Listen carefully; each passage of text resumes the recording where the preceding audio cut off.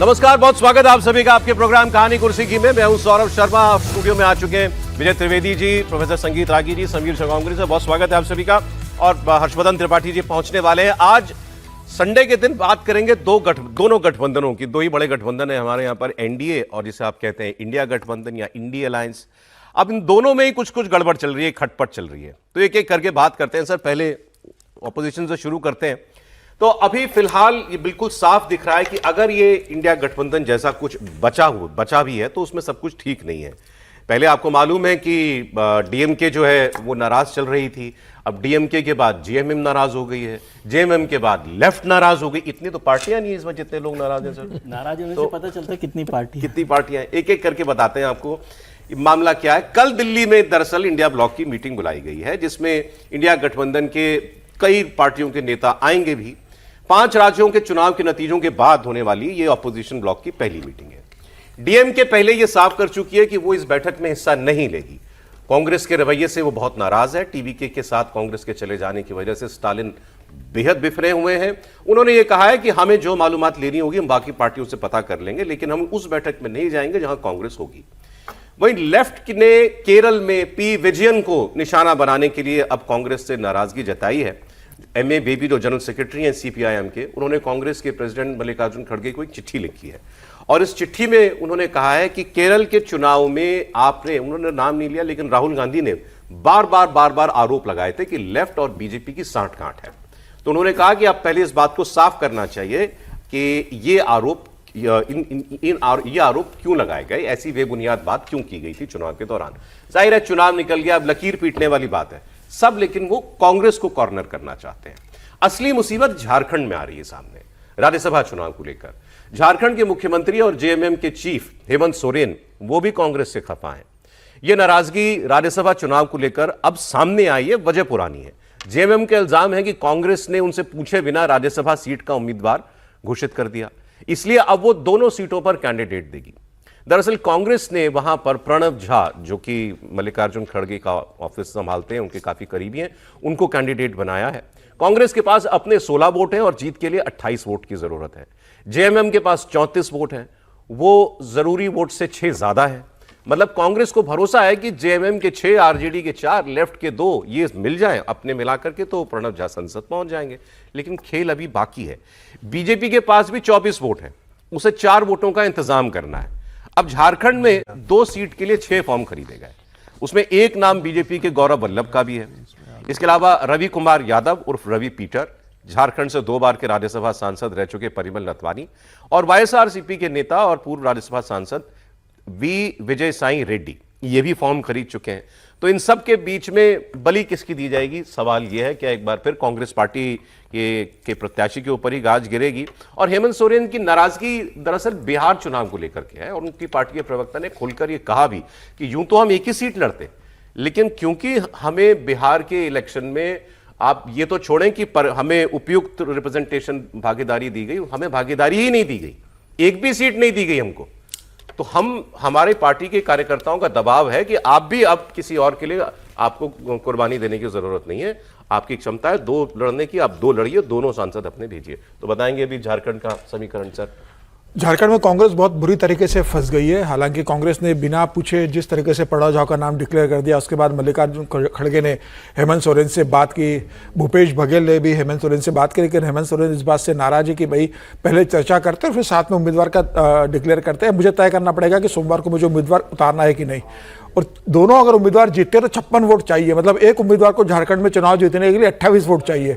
और झारखंड मुक्ति मोर्चा का उम्मीदवार तो चुनाव जीत जाएगा, लेकिन कांग्रेस के उम्मीदवार के लिए जो वोटों का गणित है झारखंड मुक्ति मोर्चा को मिलाकर वो 28 वोट ही हो रहे हैं। मतलब एक भी वोट इधर से उधर होता है तो कांग्रेस के प्रणब झा चुनाव हार जाएंगे। तो इसी टाइट पोजीशन के अंदर, और जब गौरव वल्लभ ने कल फॉर्म खरीद लिया भारतीय जनता पार्टी की तरफ से, हालांकि वो अधिकृत उम्मीदवार अभी डिक्लेयर नहीं हुए, कल नॉमिनेशन का लास्ट डे 8 तारीख, हो सकता है कल गौरव वल्लभ भारतीय जनता पार्टी के अधिकृत उम्मीदवार बन सकते हैं। ये भी हो सकता है कि परिमल नथवानी को भारतीय जनता पार्टी समर्थन दे दे और वो निर्दलीय पर चुनाव लड़ दे। इसके अलावा वाईएसआर कांग्रेस के जो हेमंत करीबी सोरेन ने रेड्डी, भी डिक्लेयर, मेरे उनके प्रवक्ता ने तो साफ साफ कहा था हम दोनों लड़ेंगे, अभी क्लियर, अभी फाइनल नहीं नहीं अभी उम्मीद डिक्लेयर नहीं किया, अभी एक ही उम्मीदवार डिक्लेयर किया है, बैजनाथ राम को, जो दलित है। सबसे बड़ी बात है कि उन्होंने अपने किसी परिवार के उम्मीदवार को टिकट नहीं दिया। शिबू सोरेन की जो सीट खाली हुई है उस पर तमाम परिवार के लोगों के नाम चल रहा था कि अपने भाई को भेजेंगे या अपने भाई की पत्नी को भेजेंगे, किसी परिवार के सदस्य को नहीं दिया। बैजनाथ राम जो दलित कम्युनिटी से आते हैं उनको उन्होंने टिकट दिया है। हो सकता है कल वो डिक्लेयर करे, या मल्लिकार्जुन खड़गे अगर बात करते हैं, राहुल गांधी बात करते हैं, तो हो सकता है कल वो किसी उम्मीदवार को ना उतारे। वो नहीं उतारेंगे उसके बाद भी ये तय है कि कांग्रेस का उम्मीदवार हारेगा, क्योंकि सिर्फ 28 वोट उसके पास है, 28 वोट चाहिए। ऐसे में झारखंड में बहुत बुरी स्थिति में फंसी हुई है, और जिस तरीके से नाराज है हेमंत सोरेन, तो कल क्या वो जेएमएम इस बैठक में आने वाला है, ये भी एक देखने वाली बात होगी। मुझे लगता है कि बस अगर उनको कैंडिडेट देना होता तो दे ही दिया होता उन्होंने अभी तक, मतलब लेकिन दबाव पूरा बना रहे हैं वो। नहीं, मुझे नहीं लगता कैंडिडेट देने जा रहे हैं, नहीं देंगे, कैंडिडेट नहीं देंगे। वो सहमति लगभग बन चुकी है, और मतलब एक तरह से कहें कि दोनों के बीच में जो बातचीत है वो पूरी हो चुकी है। तो अब वो वाली स्थिति नहीं है, वो हेमंत सोरेन के साथ उनकी चर्चा भी हो चुकी है। लेकिन नाराजगी कांग्रेस से सब दलों की है। हम बात कर रहे थे जेएमएम की, लेफ्ट की, डीएमके की। देखिए ये बड़ा रोचक है। कांग्रेस अभी जिसको कहते हैं ना कि थोड़ा सा कुछ बहुत देशज में हम लोग क्या कहते हैं कि अभी जुगजुगाने लगा है, मतलब थोड़ा सा दम आने लगा है, तो जुगजुगाने लगा है, उसी में वो रंग दिखाने लगा है। तो ये बड़ा संकट है, और पता नहीं इसको कांग्रेस के लोग कैसे ले रहे हैं। लेकिन अभी आपके पास जो गिने चुने सहयोगी हैं उनके साथ भी आप बातचीत, समन्वय, सहमति, ये सब जो शब्द होते हैं, इसका कोई परिणाम ही नहीं दिख रहा है। मतलब एक तरह से कहें कि अच्छा फ्री फ्लो में चल रहा है, आज किसी नेता का मन हुआ उससे बात कर ली। जो कोऑर्डिनेटेड एफर्ट होता है, जिसको हम कहते हैं कि विशेष करके गठजोड़ की राजनीति में सबसे जरूरी होता है, वो मिसिंग है। अपना वाला काम तो कांग्रेस अभी ठीक कर ले रही, लेकिन जो सहयोगियों के साथ करना है वो नहीं कर पा रही। उसी का प्रमाण है कि अभी हम लोग ये बातचीत कर रहे हैं, क्या उनकी सीट होगी या फंस जाएगी। और खासकर राहुल गांधी का जो रवैया रहा है इन इलेक्शंस में, उस नाराजगी उसी बात को लेकर के ज्यादा है। डीएमके के साथ तो चलिए आपने बिल्कुल ही अलग काम कर दिया, आप छोड़ के ही चले गए, जिसके साथ आपने चुनाव लड़ा। केरल में भी उस हद तक जाने की जरूरत नहीं थी जहां राहुल गांधी गए। ये कहना है कि विजयन के घर पर रेड क्यों नहीं करती है भाजपा सरकार, या उन्होंने बंगाल में जाके जिस तरीके का प्रचार ममता बनर्जी के खिलाफ किया था, ये एक मतलब थोड़ा सा जरूरत से ज्यादा था, इसके बगैर काम चल सकता था। लेकिन शायद राहुल गांधी को ये मौका ठीक लगा। उनको ये आप जो बात कर रहे हैं बिल्कुल ठीक है, गैर जरूरी जैसा था।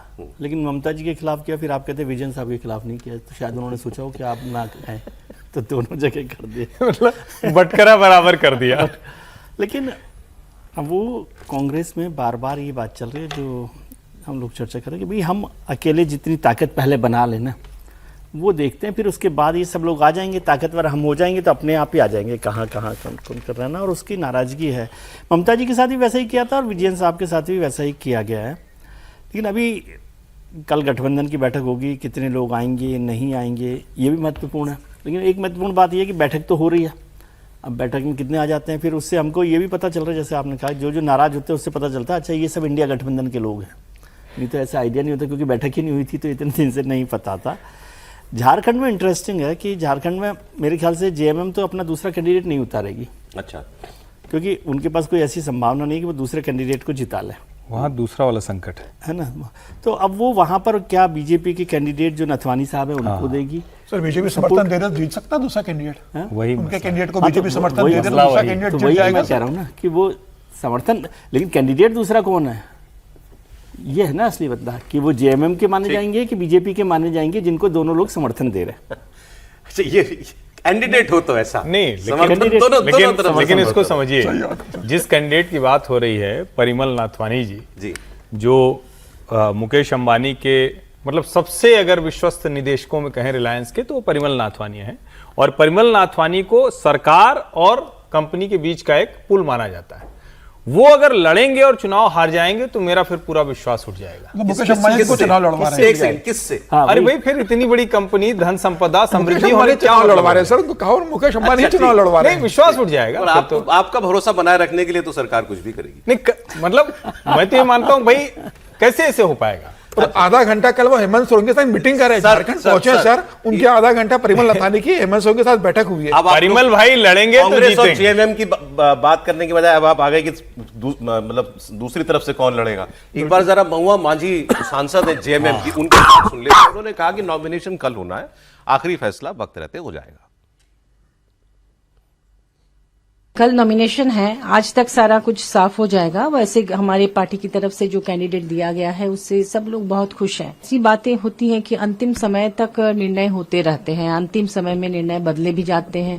अगर 2 सीट हमारी पार्टी की तरफ से बोला गया है कि हम देंगे, कई लोगों ने कहा भी है, लेकिन अभी तक पार्टी लेवल पर उस तरह की कोई घोषणा नहीं हुई है और हम वही कह सकते हैं जो कि जिसकी घोषणा हो चुकी है। लोकतंत्र है, हर एक को राइट है अपनी दावेदारी पेश करने की। उन्होंने क्या सोचकर दावेदारी पेश किया ये तो हमें नहीं पता, क्योंकि मिनिमम 10 विधायकों का साइन लगता है अगर प्रस्तावक बनना चाहे, माने प्रस्तावक के रूप में। तो ऐसा कौन उनको भरोसा दिए हैं, नहीं दिए हैं, ये सब कुछ अभी हवा में है। सर खेला होबे अब बंगाल के बाद भी झारखंड में, कहीं भी, झारखंड दिल्ली में में भी कल झारखंड में तो खेला होबे। अच्छा। और देखिए, पैसा तो हर जगह काम ठीक ही ठाक करता है। पैसा जहाँ वर्तमान हो तो कहते हैं ना, पैसा सब कुछ नहीं। भारतीय जनता पार्टी के नेता हाँ थे ना, स्वर्गीय दिलीप सिंह जुदेव, दिलीप सिंह जुदेव, अमर हो गए वो वाक्य, अमर हो गए। ओ तो अमर वाला होने वाला वाक्य ही उन्होंने कहा। पैसा सब कुछ तो नहीं है, लेकिन पैसा भगवान से कम भी नहीं है। नहीं, पैसा खुदा तो नहीं, खुदा तो नहीं, लेकिन खुदा से कम भी खुदा नहीं। से कम भी नहीं, खुदा कसम खुदा से भगवान कम से भी कम भी नहीं। मैंने उतने बोला, पूरा याद नहीं रहता है। तो यदि वो लड़ेंगे, जिनके बारे में अभी आप लोगों ने जिक्र किया ना, मैं नाम नहीं ले रहा हूँ, तो वो तो जीतेंगे, क्योंकि उनको समर्थन देने वाला इधर भी होगा और उधर वाले भी होंगे। क्या पता, कांग्रेस में क्रॉस वोटिंग करने की तो बड़ी अच्छी परंपरा चली है इधर, हर जगह कांग्रेस में क्रॉस वोटिंग है, तो यहाँ कांग्रेस की क्रॉस वोटिंग नहीं होगी, इसकी संभावना से तो हम इनकार नहीं कर सकते हैं। तो झारखंड का खेल बहुत दिलचस्प होगा। झारखंड में मुझे लगता है कि पैसे वाला पार्टी जो है वो चुनाव जीतेगा। यदि भारतीय जनता पार्टी ने गौरव वल्लभ को यदि वाकई न अभी तक तो किया नहीं है, मुझे नहीं लगता, लेकिन मुझे लगता है कि गौरव वल्लभ पे दाव नहीं खेलेंगे। और यदि तय किया है तब तो फिर हो सकता है भारतीय जनता पार्टी भी, जो उधर से काम हो रहा है जिनके लिए आप कह रहे हैं पैसे का, तो ये पार्टी बाकी क्रॉस वोटिंग उधर से भी करवा सकते हैं। तो दोनों संभावना से अपना इनकार नहीं कैंडिडेट भी जितवा ले और ये जिनकी बात अभी हो रही थी नहीं, उनको भी नहीं, साथ दे दे, ये देखिए, तो पॉसिबल नहीं है। नहीं, है तो दो ही ना, है तो दो ही ना। एक पर तो जेएमएम का कंफर्म है, दूसरा पर है कि जिनका के बारे में जिक्र कर रहे हैं परिमल जी का, परिमल जी यदि उतरते हैं और उनके आगे भारतीय जनता पार्टी अपना कैंडिडेट खड़ा करती है, तो भारतीय जनता पार्टी अपना कैंडिडेट हरवाने के लिए तो खड़ा नहीं करेगी। तो वह जिसकी संभावना मुझे दूर दूर तक नहीं दिख रही है कि भारतीय जनता पार्टी अपना कैंडिडेट खड़ा करेगी। लेकिन यदि खड़ा करती है, लास्ट मिनट में कोई मन बदलता है, तो इसका मतलब है कि भारतीय जनता पार्टी ने भी समीकरण ठीक ही साध रखा होगा। मीटिंग वोटिंग तो ठीक है, अपनी जगह है। मतलब जेएमएम में जिसकी सरकार है उसका एक भी ना जीते, तो ऐसा तो मुमकिन है। नहीं, जेएमएम से एक तो जीत ही रहा वही है। कह रहा हूं, कुली दो है ना। नहीं, मैं दूसरे के लिए बात कर रहा हूँ। सर एक बात बता दो, थोड़ा सा करेक्ट करके कह सकते हैं, जो सर कह रहे हैं वो बात ठीक है कि बीजेपी अपना जब कैंडिडेट खड़ी करेगी तो वो होगा, लेकिन बीजेपी का कैंडिडेट कौन है ये सर इंपॉर्टेंट। सर आप परिमल नथानी की जरूर बात कर, लेकिन साई विजय रेड्डी को आप कम मत आके जिसने फॉर्म लिया है निर्दलीय, जगन मोहन रेड्डी के वो चाणक्य माने जाते हैं, उनके महासचिव है पार्टी के, राज्यसभा सांसद रहे, अरबोपति आदमी। और कल उनका बयान ध्यान रखिए, उन्होंने कल क्या कहा, झारखंड में अकेला नहीं आया हूं, एक ट्रक भरकर लेकर आया हूं, ये कल उनका बयान था। अच्छा, उनसे पूछा, बोले आप अकेले आए क्या, तो बोले मैं अकेले नहीं, मेरे साथ एक ट्रक भरकर लेकर आया हूं। तो उसका मतलब ये है कि कल कोई भी जीत सकता है चुनाव में, यही मानना कि झारखंड मुक्ति मोर्चा चुनाव खिचड़ी बनाने से अच्छा है कि बीजेपी और जेएमएम अपनी पार्टी का कैंडिडेट कोई ना दे, एक ट्रक वालों को और एक जेट वालों को। हर्षी का भी भरोसा, इससे हर्षवर्धन जी का भी भरोसा बना रहेगा। कार्यकर्ता को भेज के क्या मिलना है? नहीं, इससे भी हर्षवर्धन जी का भरोसा बना रहेगा, इससे तो मजबूत अटल हो जाएगा। आगे अब एक एमपी की भी एक सीट की चर्चा चल रही है, उसकी बात भी आपको बता देते हैं। झारखंड से मध्य प्रदेश में भी एक सीट फंसी हुई है। एक चीज बता दीजिए, कितने 100 करोड़ पे होता है या 200 करोड़ पे होता है, कितने पर होता है?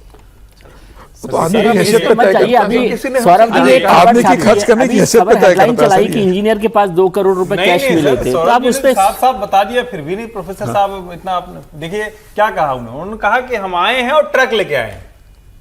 अब आप अनुमान लगा लीजिए इसके बाद क्या है, ट्रक में क्या क्या हो सकता है।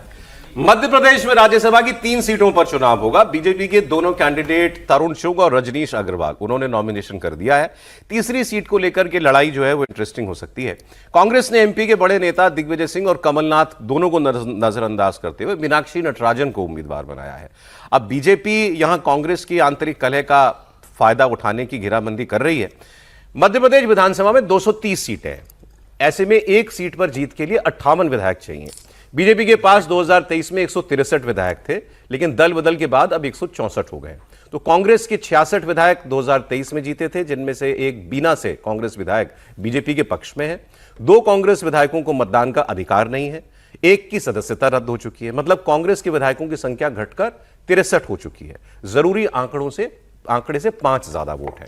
लेकिन अगर बीजेपी यहां तीसरा कैंडिडेट दे तो फिर कांग्रेस के लिए कम से कम लड़ाई जो है वो एक टफ लड़ाई बनाई जा सकती है।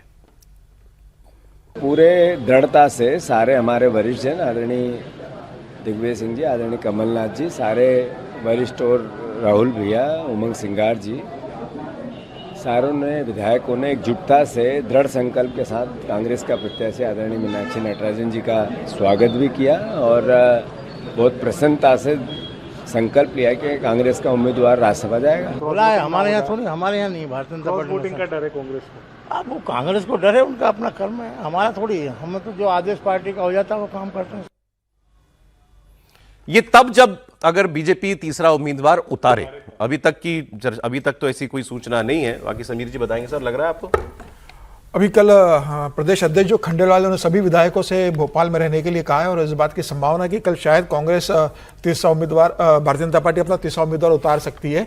अभी वो इस गणित में लगे हुए कि 8 वोट की व्यवस्था करना है, कि 8 वोट की अगर व्यवस्था हो जाती है, और मुझे लग रहा है कि भारतीय जनता पार्टी से कोशिश में लगी हुई, अगर 8 वोट की भारतीय जनता पार्टी व्यवस्था कर लेती है, मुझे लग रहा है कि कल मध्य प्रदेश में भी भारतीय जनता पार्टी अपना तीसरा उम्मीदवार दे सकती है।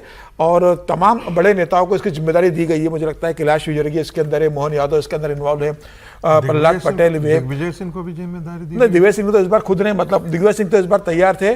दिग्विजय सिंह की ये उम्मीद थी कि कमलनाथ तो किसी भी हालत में न मिले। बीजेपी ने दिग्विजय सिंह को जिम्मेदारी दी है क्या? नहीं, इस बार तो दिग्विजय सिंह ईमानदारी से कांग्रेस उम्मीदवार के साथ में है, क्योंकि वो जो चाहते थे वो हो गया। वो मीनाक्षी को ही चाहते थे। उन्होंने सबसे पहले नाम दिग्विजय सिंह ने मीनाक्षी नटराजन का ही आगे बढ़ाया था कि उसको टिकट दिया जाए। तो मुझे लगता है वो उनके साथ है इस बार बहुत मुश्किल होगा कांग्रेस के लिए भी, अगर भारतीय जनता पार्टी पर तीसरी उम्मीदवार उतार देती है, क्योंकि 2 वोट उनके ऑलरेडी खारिज हो चुके हैं। एक विधायक का सदस्यता जा चुकी है, एक पार्टी से निकाला जा चुका है। तो कांग्रेस के लिए भी मुश्किल होगी। अब जीतू पटवारी का कहना है कि भाई सारे विधायक हमारे साथ में और मीनाक्षी नटराजन को हम जिताकर यहां से भेजेंगे। अब कल तय होगा। अगर भारतीय जनता पार्टी उतारती है, इसका मतलब यह है कि भारतीय जनता पार्टी ने अतिरिक्त 8 वोट जो चाहिए उसकी व्यवस्था कर ली है। ठीक नहीं, मीनाक्षी जी जो है राहुल गांधी के मतलब कोर टीम की मेंबर हैं और कांग्रेस के पास जितने जरूरी वोट हैं उससे ज्यादा ही है। उसके बाद भी कांग्रेस का कैंडिडेट हार जाए तो फिर बहुत ही अलग खेल हो जाएगा ना। क्रॉस वोटिंग तो होती रहती है राज्यसभा चुनावों में। 2 बड़ी बातें होगी ना, एक राहुल गांधी की टीम का मेंबर और दूसरा कांग्रेस के पास पर्याप्त। जैसे जेएमएम झारखंड में नहीं है, तो झारखंड में समझ में आता है कि कैसे क्रॉस वोट हो सकता है या नहीं हो सकता है, कहां जा सकता है। हिमाचल में भी पर्याप्त है। अभिषेक मनु संघवी हारे तब भी पर्याप्त वोट थे, तब भी हारे। नहीं, तब पर्याप्त नहीं था, एक ज्यादा वोट फर्क था उसमें। आराम से जीतने की स्थिति, उसके बाद भी क्रॉस वोटिंग हो गई। हो जाए, मैं तो कह रहा हूँ ये बड़ी बात, मतलब ये घटना कांग्रेस के लिए बड़ी घटना होगी। वो कह रहा हूँ मैं, होने को तो कुछ भी हो सकता है। जी, बहरिया और ट्रक केवल झारखंड में थोड़ी जाते होता है। एक बहरिया और भिदरिया का भी कॉन्सेप्ट होता है कि आप मध्य प्रदेश में किसी और को आप ला करके खड़ा करने की कोशिश कर रहे हैं, तो वो ये तो एमपी की हैं। ये तो एमपी की है एमपी के सांसद रही है और सांसद रही है वहां से। और जितने राज्यसभा कैंडिडेट है वो तो सब वहीं से आए होंगे, सब पार्टी के। कहीं बहुत ज्यादा एक्टिव नहीं रहे। एनीवे, एक इंटरेस्टिंग, मैं आपसे कह रहा था कि आपको दोनों गठबंधनों की खटपट की खबर बताएंगे। बिहार में कुछ बहुत ही इंटरेस्टिंग हुआ है। एनडीए में भी सब ठीक नहीं है। एनडीए के पार्टनर और राज्यसभा के सांसद हैं उपेंद्र कुशवाहा। इनके बेटे मंत्री हैं दीपक प्रकाश। अब इनकी कुर्सी पे खतरा आ गया है। आप कहेंगे कैसे, अभी तो सरकार बनी है। अब दीपक प्रकाश की कुर्सी मंत्री की कुर्सी कैसे जा सकती है? नहीं भी जा रही तो कम से कम खतरा तो है। अगर कोई इंटरवीन नहीं करेगा तो बहुत बड़े खतरे में है। 7 नवंबर से पहले भी जानी पड़ेगी, बिना इंटरव्यू के भी जाना ही पड़ेगा, उसमें जाना ही पड़ेगा। हाँ, कोई ऑप्शन नहीं, यदि कोई बने। मैं बता देता हूं एक बार, नहीं, इनको डेट के साथ बताता हूं आपको। 7 नवंबर से पहले एमएलए या एमएलसी बनना होगा अगर मंत्री बने रहना है तो। लेकिन अभी जो एमएलसी के इलेक्शन हो रहे हैं उसमें उनकी सीट फंस गई है। वो एमएलसी बनते देख नहीं रहे, क्योंकि बिहार में 10 सीटों पर एमएलसी का इलेक्शन होगा। 10 में से 9 सीट पर एनडीए और 1 सीट पर महागठबंधन की जीत तय है। एनडीए ने जो 9 सीटें घोषित की हैं उसमें इनका नाम नहीं है। अब यही अपने आप में बड़ी अजीब बात है कि आपने मंत्री को भी अपने नॉमिनेट नहीं किया। 4 सीट पर बीजेपी ने, 4 सीट पर जेडीयू ने, 1 सीट पर चिराग पासवान की पार्टी ने कैंडिडेट दे दिया है।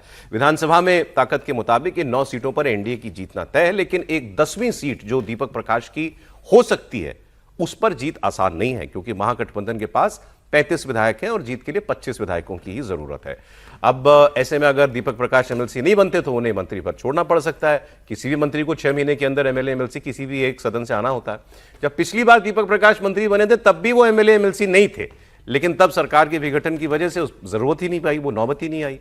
सम्राट सरकार में दीपक प्रकाश के अलावा नीतीश कुमार के बेटे निशांत कुमार भी एमएलए या एमएलसी नहीं है, लेकिन इस बार जो एमएलसी का चुनाव हो रहा है जेडीयू ने निशांत कुमार को कैंडिडेट बनवाया। उपेंद्र कुशवाहा अब ये काम क्यों नहीं करवा पाए, ये सवाल उनसे पूछा जा रहा है और वो झल्ला गए, इरिटेट हो गए, मतलब परेशानी बड़ी है। सुनिए। सामान्य प्रक्रिया है, तो चुनाव तो हो ही रहा है एमएलसी का। लेकिन दीपक प्रकाश की एमएलसी बात के लिए सवाल, तो अभी क्यों परेशानी और हड़बड़ी में आप लोग इंतजार कीजिए, परसों नॉमिनेशन होना है ना, नामांकन तो परसों है ना, अंतिम दिन इंतजार कीजिए। बता तो रहे हैं कि परसों नामांकन होना है, आज नामांकन समाप्त नहीं हो रहा है, इसलिए आपके सवाल के जवाब के लिए इंतजार कीजिए। जो गणित है वो नहीं पूरा होना। गणित हम भी जानते हैं, गणित सिर्फ आप ही नहीं जानते, हम भी गणित जानते हैं, इसलिए इंतजार कीजिए। मुस्कुरा तो रहे थे लेकिन मुस्कुरा रहे थे। अब आप सोचिए, इससे राजनीति के निचले स्तर की आप सिर्फ अंदाज़ा लगा सकते हैं कि बेटा नहीं क्वालिफाई कर रहा था, इसके बावजूद भी आप मंत्री बनवा देते हैं, क्योंकि संविधान के अंदर प्रावधान है। ये सोच रहे होंगे कि ठीक है ड्रॉप हो जाएगा, उसके बाद अगले मंत्रिमंडल में फिर से 6 महीने के लिए कोई शपथ दिला दी जाएगी। लेकिन ये कितना जायज है कि बाप हार जाता है तो उसको राज्यसभा मिल जाती है, पत्नी जीत जाती है तो उसको मंत्रिमंडल में स्थान दे दिया जाए, बेटा है उसको भी मंत्रिमंडल में स्थान दे दिया जाए। अब ये इस प्रकार की राजनीति यदि चलेगी तो किसको लगता है, कौन लगता है राजनीति, ये तो लगता है कि जैसे सिर्फ धंधे के लिए आदमी यहाँ पर आया हुआ है। किसको संबोधन कर रहे हैं आप? मैं धंधेबाज लोगों के लिए ही कर रहा हूँ, चाहे वो जिस कैटेगरी में हो। लेकिन ये तो सर ये शिकायत तो तब हो गई पूरी जब मतलब चुनाव हुआ, जब मंत्री बने। अब जब मंत्री बना ही लिया है तो फिर तब तो निभाओ। नहीं, इस वक्त तो पूरे गठबंधन में सवाल है। सर सवाल ये है कि आपकी पत्नी भी है ना, पत्नी भी है कि या नहीं है, एक एमएलए है, आप राज्यसभा में नहीं बनाते ना, उस वक्त मंत्री ना बनाते आप कोई बात नहीं थी। अब आप कह रहे थे कि डनी है, मतलब मंत्री कुर्सी जाना पक्का ही है। मतलब अभी तक जो संभावना बन रही है उसमें कोई ऐसा लग नहीं रहा, पर वो तय करेंगे। जैसे उपेंद्र जी अपनी तरफ से तमाम तरीके की कोशिशें करते रहते हैं कि क्या होगा। उपेंद्र कुशवाहा का दुख देखिए सर, पहले लोकसभा चुनाव लड़े काराकाट से, तो पवन सिंह चुनाव लड़ लिए, उनको लोकसभा चुनाव हार गए, पार्टी ने राज्यसभा भेज दिया उनको। अब उनके बेटे को टिकट नहीं मिल रहा है, और जिस पवन सिंह के कारण वो लोकसभा चुनाव हारे थे उसको बीजेपी ने विधान परिषद एमएलसी का टिकट दे दिया है, उसको एमएलसी बना दिया है। दिखवाया वो पवन सिंह नाम का जो आज नहीं, लेकिन सौरभ, बिहार चुनाव में पवन सिंह ने जितना मेहनत किया है वो लाजवाब मेहनत, लोकसभा हराने के लिए, लोकसभा में इन्हीं का पत्ता काटने के लिए जो है वो कहीं ना कहीं से नाम आ जाता है। हो सकता है बीजेपी परिवारवाद के खिलाफ हो। सर बहुत सही मुमकिन है, बहुत। अब तो एक कुशवाहा मिल गया है ना सर, सम्राट चौधरी मिल गए ना सर, कह रहे हैं तो ठीक ही कह रहे हैं। जो सर एक कुशवाहा मिल गया है ना, सम्राट चौधरी, अब दूसरे कुशवाहा की जरूरत नहीं है ना। सबसे बड़ी बात सम्राट वो चौधरी ये बन गए, है, भूपेंद्र कुशवाहा की जरूरत नहीं है। असली बात ये है, सारे कुशवाहा नेता सम्राट चौधरी के पीछे जाएंगे, उपेंद्र कुशवाहा के सम्राट चौधरी की सरकार में ही तो मंत्री बनाया दीपक प्रकाश को, कोई अभी नहीं, जो समीर जी बात कर रहे हैं, मूल बात वहां आकर के ठहरती है। सम्राट चौधरी अपने आगे कोई बड़ा कुशवाहा का नेता खड़ा नहीं होने देंगे। तो ये क्या, और उपेंद्र कुशवाहा की आदत है जरूरत से ज्यादा आगे बढ़ने। आप बताइए क्यों है ये? नहीं, देखिए मुझे जो लग रहा है कि शायद जिस तरह की आलोचना, जिस तरह से दीपक प्रकाश जब बने थे और उसका जिस तरह का उनको लेकर माहौल बना था, साफ साफ ये हुआ कि भाई वंशवाद परिवारवाद एक चीज है, ये व्यक्ति मंत्री पद के योग्य नहीं है। और उस वक्त बड़ी आलोचना हुई थी खूब जमकर आलोचना हुई कि आप एक ही परिवार में अगर दिए जा रहे हैं तो जो मोदी जी कहते हैं कि परिवारवाद को हम खत्म कर दे रहे हैं तो फिर क्या होगा। तो कई बार हम ये देखते हैं, और विशेष करके भारतीय जनता पार्टी में तो हमने देखा है कि कई बार एक बार पीछे जाके एक्सरसाइज की जाती है, सोचा जाता है। तो अगर ये हुआ तो हम ये मान रहे हैं कि फिर ये तय करके ये समीर जी पूछ रहे हैं तो इस क्राइटेरिया पे निशांत जी को मंत्री बनना चाहिए? नहीं, उसमें फर्क है। नहीं सर, समीर जी गलत पूछ रहे हैं। निशांत, समीर जी ने तो सम्राट जी के लिए नहीं, निशांत के पिताजी नीतीश कुमार हैं। दोनों का अंतर भी तो जरा समझ। चलिए, अच्छा ठीक है सर। नीतीश कुमार तो पूरी सत्ता देके गए। बंगाल की कुछ खबरें आपको बता देते हैं। बंगाल में जब से ममता सरकार की विदाई हुई है तब से टीएमसी के नेताओं पर आफत आई हुई है। टीएमसी नेताओं पर लगातार पब्लिक का गुस्सा फूट रहा है। कहीं कहीं हमले भी हो रहे हैं, कहीं अंडे मारे जा रहे हैं लोगों के ऊपर। ताजा हमला टीएमसी के सीनियर विधायक मदन मित्रा पर हुआ है, और ये देखिए आप, मदन मित्रा की गाड़ी के ऊपर हमला हुआ है। बताया जा रहा है कि ये अरियादाहा इलाका था, वहां का दौरा करने के लिए गए थे कोलकाता में, तब उनकी गाड़ी को लोगों ने घेर लिया। स्थानीय लोगों ने चोर चोर के नारे लगाए, इनकी गाड़ी के ऊपर अंडे फेंके गए। ये लोग कट मनी के रूप में दिए गए पैसे वापस करने की मांग कर रहे थे। वही तस्वीर लीजिए। हालांकि टीएमसी नेता ने बाद में दावा किया कि हमले के वक्त वो गाड़ी में नहीं थे, लेकिन उन्होंने आरोप लगाया कि उनके ड्राइवर के ऊपर हमला जो है वो किया गया। गाड़ी की तस्वीरें ले लीजिए जरा।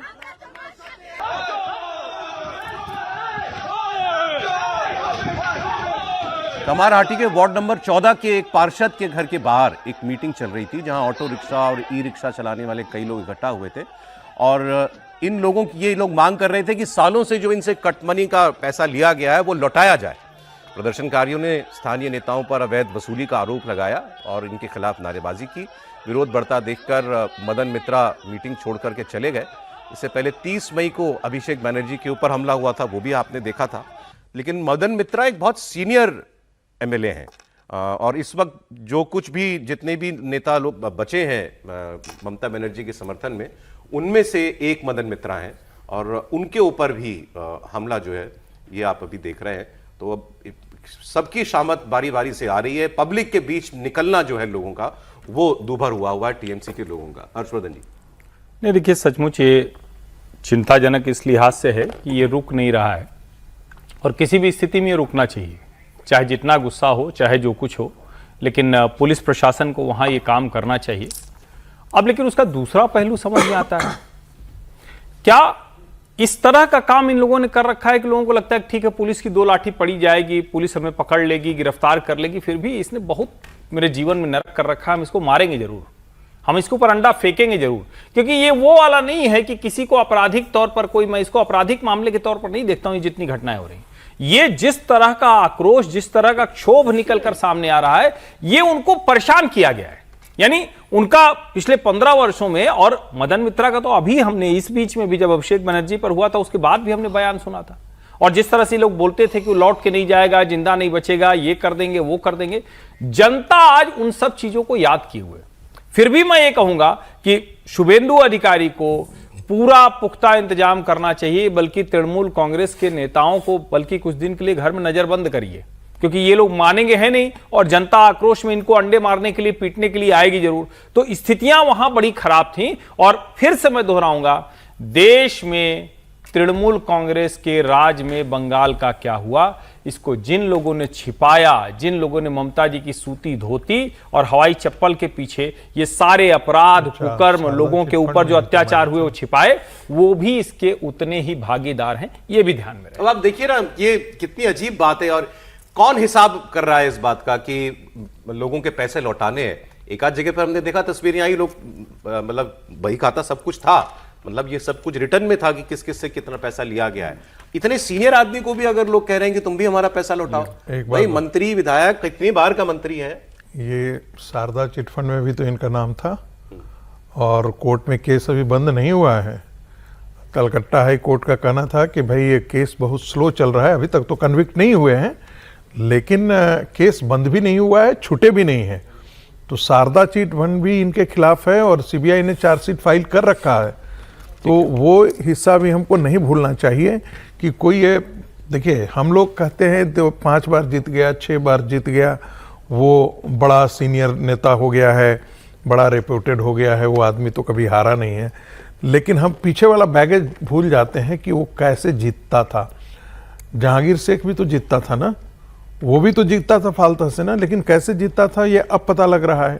तो ये आदमी भी किन किन घपलों और घोटालों में शामिल है ये तो अभी पता लगना बाकी है। तो जरूर कहीं ना कहीं इसने पैसा ले रखा होगा जिसके कारण लोग आज इस पर अंडे फेंक रहे हैं। शुभेंदु अधिकारी को एक आयोग बना देना चाहिए, एक रिटायर्ड जज के माध्यम से, और जितनी वसूली हुई है उसकी एंट्री कि भाई आप आइए, वहां पर शिकायत दर्ज कीजिए किसने कितना पैसा लिया, वो पैसा ले और वहां से सारा पैसा रिलीज हो। इस तरीके से इस तरीके से वसूली जिन लोगों ने की उनके खिलाफ शिकायत दर्ज हो, पूरा हिसाब किताब हो, लोगों को बुला के पैसा लिया जाए और लोगों को ईमानदारी से पैसा वापस किया जाए। क्योंकि 15 साल जिस तरीके से इनका लूट तंत्र चला है, तो क्या उम्मीद करते हो कि ये लोग क्या उन नेताओं को देखेंगे तो गले में हार पहनाएंगे कि चलो साहब आप हार गए, अगली बार आपको जिता देंगे? कैंपेन में बीजेपी ने शायद व्हाइट पेपर लाने की बात की, बिल्कुल कीजिए और लेकर आना चाहिए इनके खिलाफ। जिस तरीके से लूटा रही, तो छोटा छोटा मतलब मुझे लगता है विद्रोह है।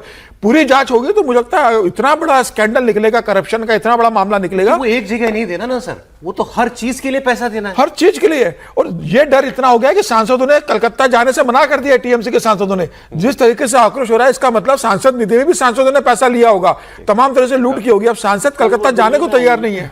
आप ऐसी बात कर रहे हैं, कोलकाता जाने से मना कर दिया। कल दिल्ली में आ रहे हैं सारे सांसद, पहुंच गए दिल्ली रात को ही सारे के सारे सांसद ममता जी से मिलने के लिए। नहीं, स्पीकर साहब से मिलने आ रहे हैं। नहीं, ये आपने बात छेड़ दी। ये कई जगहों से खबर आ रही, मतलब आ रही है, कितनी पक्की है मुझे नहीं पता, आप लोग बताएं बेहतर, कि सांसद दिल्ली आ रहे हैं। पहुंच गए सर, हाँ, ये तो पहुंच रहे। 20 से करीब सांसद दिल्ली आ गए। पर्पस क्या है ये पता लगा। जैसे अभी सर ने बात की ना, वो नारदा स्कैम की, और क्या नहीं सॉरी शारदा स्कैम की, तो शारदा चिट फंड की, तो उस पर मामले पर बात होनी चाहिए। और सरकार ने, जैसे भारतीय जनता पार्टी कह रही थी, सॉरी सर को बोला, मेरी गलती थी, मैंने ठीक नहीं सुना था, उसकी वजह से। तो उस पर कुछ करना चाहिए सरकार को। और ये मैं इसको अपराध की श्रेणी में नहीं मानता, जो बिल्कुल हर्ष जी कह रहे हैं, लेकिन गुस्सा है। अब गुस्से को जो लोग जाहिर कर रहे हैं, लेकिन सरकार को भी देखना चाहिए कि एडमिन के तौर पर, एडमिनिस्ट्रेशन के तौर पर कैसे किया जा सकता है। ये तो एक अराजकता ही है ना, मतलब आप गुस्सा कह लें, लेकिन फिर भी अराजकता तो है, तो अराजकता को रोकने की जिम्मेदारी भी सरकार को होती है। लेकिन इसको ये कहते हैं कि ये अपराधी हो गए हैं और तोड़फोड़ कर रहे हैं, उस तरह से नहीं है, उसको गुस्से के तौर पर देखते हैं। नहीं, वो अपराधी नहीं, अपराधी होते तो दूसरी तरह से। अच्छा, आगे सर, आगे अंडा फेंकना पीसफुल। एक खबर आई, हमने भी उसके बारे में बात की थी कि ममता बनर्जी ने यूसुफ पठान से लोकसभा की सीट खाली करने के लिए कहा और यूसुफ पठान ने मना कर दिया। इसके बारे में अब यूसुफ पठान का भी रिएक्शन आया है। उन्होंने कहा कि मुझसे पार्टी में किसी ने भी सीट खाली करने के लिए नहीं कहा, ना ममता जी ने ना किसी और ने। अच्छा, ये भी कई जगह चल रहा था कि सौरव गांगुली के जरिए यूसुफ पठान को कन्वे कराया गया है। तो सौरव गांगुली ने भी पोस्ट किया है कि मेरी ऐसी कोई बात किसी से नहीं हुई है, ना मुझसे किसी ने किसी को कुछ कन्वे करने के लिए कहा और ना मैंने कुछ किया। तो दोनों ही लोग इससे पीछा छुड़ा रहे हैं। सौरव गांगुली का तो चलिए ये समझ में आता है कि वो क्यों खामखा में बीजेपी की नजरों में ये हुआ है कि भाई मैं कंडुइट था टीएमसी की है तो भाई। और यूसुफ पठान साहब का बोलना जो है वो जरूरी भी था, उनको स्थिति साफ करनी थी। अब इसमें सच कौन बोल रहा है उसकी बात हम लोग करेंगे। आप यूसुफ पठान को सुनिए। आपसे मैं एक बात शेयर करना चाहता था कि पिछले कई समय से एक न्यूज बहुत ही वायरल हो रहा है कि ममता बनर्जी ने यूसुफ पठान से कहा कि बहरामपुर लोकसभा से उनके एमपी पद से रिजाइन कर दे ताकि वो लोकसभा इलेक्शन लड़ सके वहां से। मुझे ममता बनर्जी ने कभी भी ये बात नहीं की। लास्ट मीटिंग भी हुई थी, वहां पे भी उन्होंने मुझे ये बात नहीं की और ना उन्होंने किसी ऑफिशियल पार्टी के किसी लीडर से ये बात कहलवाई। ये बात सरासर गलत है। देखिए, ये जो इस तरीके की खबरें होती हैं कभी ब्लैक एंड व्हाइट में नहीं होती। कोई आदमी कभी आके ऑफिशियली तो ये कहेगा नहीं कि हमने कहा यूसुफ पठान से इनसे कि आप इतना सीट तो खाली यूसुफ पठान को कहना चाहिए था, जब बोल ही रहे थे तो कहना चाहिए था कि यदि ऐसा कोई कहेगा तो मैं तैयार हूं सीट छोड़ने के लिए। मतलब एक जनरली है कि अगर एक आवाज भी दे ममता बनर्जी, ऐसा पॉलिटिकल लीडर ऐसा कहते हैं नॉर्मली। नहीं, उन्होंने हर बार ममता बनर्जी की नाम लिया है, आदरणीय नहीं लिया, कुछ भी नहीं कहा। जिस अंदाज में बात कर रहे हैं, पहले आदरणीय बोलते थे वो, ये पार्टी के नेता के लिए बात कर रहे हैं। पहले आदरणीय ममता जी बोलते थे। कहते हैं कि यदि कहा जाता तो मैं 1 मिनट में ये विद्रोह है भाई। वो कह रहा है कि तुम्हारी औकात क्या है, मेरे सामने नहीं छोड़ूंगा, जो करना है कर लो। वो साफ साफ कह रहा है, उसकी आप भाव भंगिमा उस आदमी की देखिए, ममता वो बनर्जी तैयार ही नहीं है मानने को कि मैं ममता बनर्जी की वजह से हूं। वो कह रहा है कि मुझे नहीं कहा, ममता बनर्जी ने किसी से नहीं कहा, वरना जो विजय जी ने कहा ये तो सबसे पहली लाइन थी, मुझे किसी ने नहीं कहा, लेकिन आदरणीय ममता बनर्जी मेरी सर्वोच्च नेता हैं, उनकी वजह से मैं सांसद बना हूं, जब वो कहेंगे तब छोड़ दूंगा। उनके लिए सवाल ही क्या है? लेकिन ऐसी तो कोई बात आई नहीं। इसका सीधा सा मतलब हुआ कि चाहे जिस जरिए से आए हों, चूंकि सौरभ गांगुली मना कर चुके हैं तो उनका ठीक है, उनको और फंसाने की जरूरत नहीं है धर्म संकट में, लेकिन वो ये काम पहले करते रहे। मतलब सौरभ गांगुली बड़े इस मामले में थोड़ा, सौरभ जी संकट के वक्त में धर्म का सहारा लेते हैं। नहीं, अब ये खबर सच रही होगी या नहीं कि ममता जी ने इनसे सीट के लिए मतलब ममता जी ने ना कहा हो, लेकिन उनको ये मैसेज तो दिया ही गया होगा, इसीलिए ये बात मैं कह रहा हूं अगर ये सच नहीं है तो ये ऑफर कर देते, और ये 5 दिन बाद ये कहते कि हम ऑफर ये करते कि भाई हाँ छोड़ देता हूं। हाँ सर, हाँ बताइए। कितनी शालीनता से व्यक्ति बात कर रहा है। आप लोग जिसे इसी को कहते हैं ना एट्रीब्यूटिंग मोटिव, जानबूझ करके मोटिव उसमें पढ़ रहे हैं। अब चूंकि पत्रकार हैं आप लोग तो इसलिए आप कर सकते हैं, आप इतनी लिबर्टी ले सकते हैं। मैं उस पेशे से नहीं हूं, इसलिए आप सच बोल सकते हैं। सुबह से शाम तक पॉलिटिकल कमेंट करते हैं। कह रहे सर ऐसे नहीं कीजिए, देखिए मक्खी सामने नहीं निकली जाती, आप बोल तो लेने दीजिए। उन्होंने जितना सवाल मीडिया में आया है उसका उन्होंने जवाब दिया है। उससे दाएं और बाएं, देखिए ये तब भी हो सकता है जब इनको छोड़ने की इच्छा न हो, पता लगे कि ऐसा उन्होंने कह दिया और फिर उधर से ऑफर आ गया तो ये बड़े धर्म संकट हो जाती है। तो स्वाभाविक थोड़ा इस पर्सपेक्टिव से भी उसको देखिए ना कि भाई उस अपने जिसको कहते हैं ना मैंडेट से बियॉन्ड जाकर के बात न करना, जानबूझ करके बात न करना, ताकि अपने से पता लगे कि ऑफर करे और कोई उधर से कहे कि हाँ छोड़ दीजिए, तो उससे बढ़िया है ना सर उस बात को छोड़ दें। हाजी नूरुल इस्लाम की डेथ हो गई है बशीरहाट से, टीएमसी के सांसद की, तो उसके लिए तो चुनाव होना ही 6 महीने के अंदर। वहां पर भी 50% करीब मुसलमान है। अगर ममता बनर्जी को लगता है तो बशीरहाट से वो चुनाव लड़े, लोकसभा चली जाए, सीट खाली हो गई है। टीएमसी का सांसद से ये खबर ममता जी की लेकर नहीं है ना, ये खबर तो यूसुफ पठान साहब को लेकर है। ममता जी 2 बार हार गई, इसका मतलब ये थोड़ी कहीं जीतेंगी नहीं। हाँ, और वो तय करेंगी तो विधानसभा, चाहे विधानसभा चाहे लोकसभा। लेकिन आप तो विधानसभा नहीं जाएगी सर, वो पार्टी पूरी चली गई, विपक्ष का नेता नहीं बन सकती। आप लोग सब मिलकर के एक बार इस दृश्य का आप लोग आकलन कीजिए कि ममता जी लोकसभा पहुंच जाती हैं तब कैसा नजारा रहेगा। क्या हो गया, अभी कौन सी चलती है सर संसद? नहीं और नहीं चलेगी। मैंने तब कैसा नजारा, कोई नजारा नहीं रहेगा। जैसे वो संजय सिंह और कौन सारे लोग चढ़ गए थे मेज पे और सब कुछ किया था, वैसा ही नजारा होगा इसमें। नहीं, नजारा दूसरा होगा सर, वो नजारा दूसरा होगा। ममता बनर्जी लोकसभा में होगी और टीएमसी की संसदीय दल की नेता होगी दस्तीदार, वहां पर कोकिला बेन होगी और सारे लोग अलग बैठेंगे। ममता बनर्जी और अभिषेक बनर्जी 2 अलग बैठेंगे और बाकी सारे सांसद अलग बैठेंगे। ये नजारा होगा। अच्छा, तृणमूल कांग्रेस से जुड़ी कुछ और खबरें, बगावत, टूट फूट, अभिषेक बनर्जी की लीडरशिप पर सवाल, एक के बाद एक बयान और इसके बीच एक और इस्तीफा। पार्टी के अल्पसंख्यक सेल के सचिव मोहम्मद अजमल सिद्दीकी, इन्होंने सारे पदों से प्राथमिक सदस्यता से पार्टी के इस्तीफा दे दिया है। टीएमसी लीडरशिप, खासकर सांसद अभिषेक बनर्जी के ऊपर तानाशाही रवैये का आरोप इन्होंने लगाया और कहा कि पार्टी में केवल बदनामी और भ्रष्टाचार बचा है। टीएमसी मुसलमानों को बेवकूफ बनाने वाली पार्टी है और बीजेपी के खिलाफ मुसलमानों के मन में डर और खौफ डालकर राजनीति करती है। ये माइनॉरिटी सेल के सचिव हैं, पता नहीं कब से है, लेकिन इनको नया ज्ञान प्राप्त हुआ है। सुनिए। मैंने ये सिद्धांत लिया हूं कि ये पार्टी में सिर्फ बदनामी के सिवा कुछ भी नहीं है। इसमें जितने भी पार्टी के लोग हैं, मैक्सिमम लोग देखिए कि कोई अंडा ये वो, कभी ये अरेस्ट वो अरेस्ट, ये गंदगी अब उभर के सामने आ रहा है और भी आएगा। जो भी पार्टी खत्म हो रहा है सिर्फ एक ही आदमी की वजह से, अभिषेक बनर्जी की वजह से। उसका डिक्टेटरशिप, उसका इतना ज्यादा जुल्म, हम लोगों ऊपर भी 12 साल 13 साल पहले फॉल केस दिया गया, पैसा का डिमांड किया गया। मैं ऑन कैमरा बोल रहा हूँ, विनय मिश्रा के थ्रू से केस दिया गया और केस भी दिया जाता है, पार्टी में पोस्ट भी दिया जाता है, झंडा भी थमाया जाता है। ठीक है, आज अभिषेक बनर्जी को गाली देना जो है बड़ा सबसे आसान काम है, आप दीजिए। वो आदमी ने नहीं पार्टी के लोगों के साथ ये जितने लोग हैं इनका कोई दीन ईमान नहीं है, बड़े घटिया किस्म के लोग हैं। जब आपका नेता किसी मुश्किल में हो, अभिषेक बनर्जी तो जो भी गुंडों को पाला, अपराधी पाला, उस सब के ऊपर तो हम लोग रोज कह ही रहे हैं, लेकिन ये भले लोग नहीं है, ये बड़े ही मतलब इनके चरित्र में कोई रंच मात्र भी कुछ बचा नहीं है, बहुत गिरे हुए लोग हैं, इससे ज्यादा कुछ नहीं है। और जिस तरह से ड्रामा कर रहे हैं, मतलब 13 साल पहले का थप्पड़ अब याद आ रहा है, तब तक नहीं था, आज अचानक याद आएगा 13 साल पहले मारा था। ये वही हाल हो गया कि आप कुछ हो गया तो कहे कि अच्छा तुम्हारे पिताजी ने एक दिन मेरे खेत में जाते हुए ये कहा था। कमाल है भाई, ये मतलब इनका कोई दीन ईमान नहीं है, मतलब सही मामले में एक कॉकरोच है,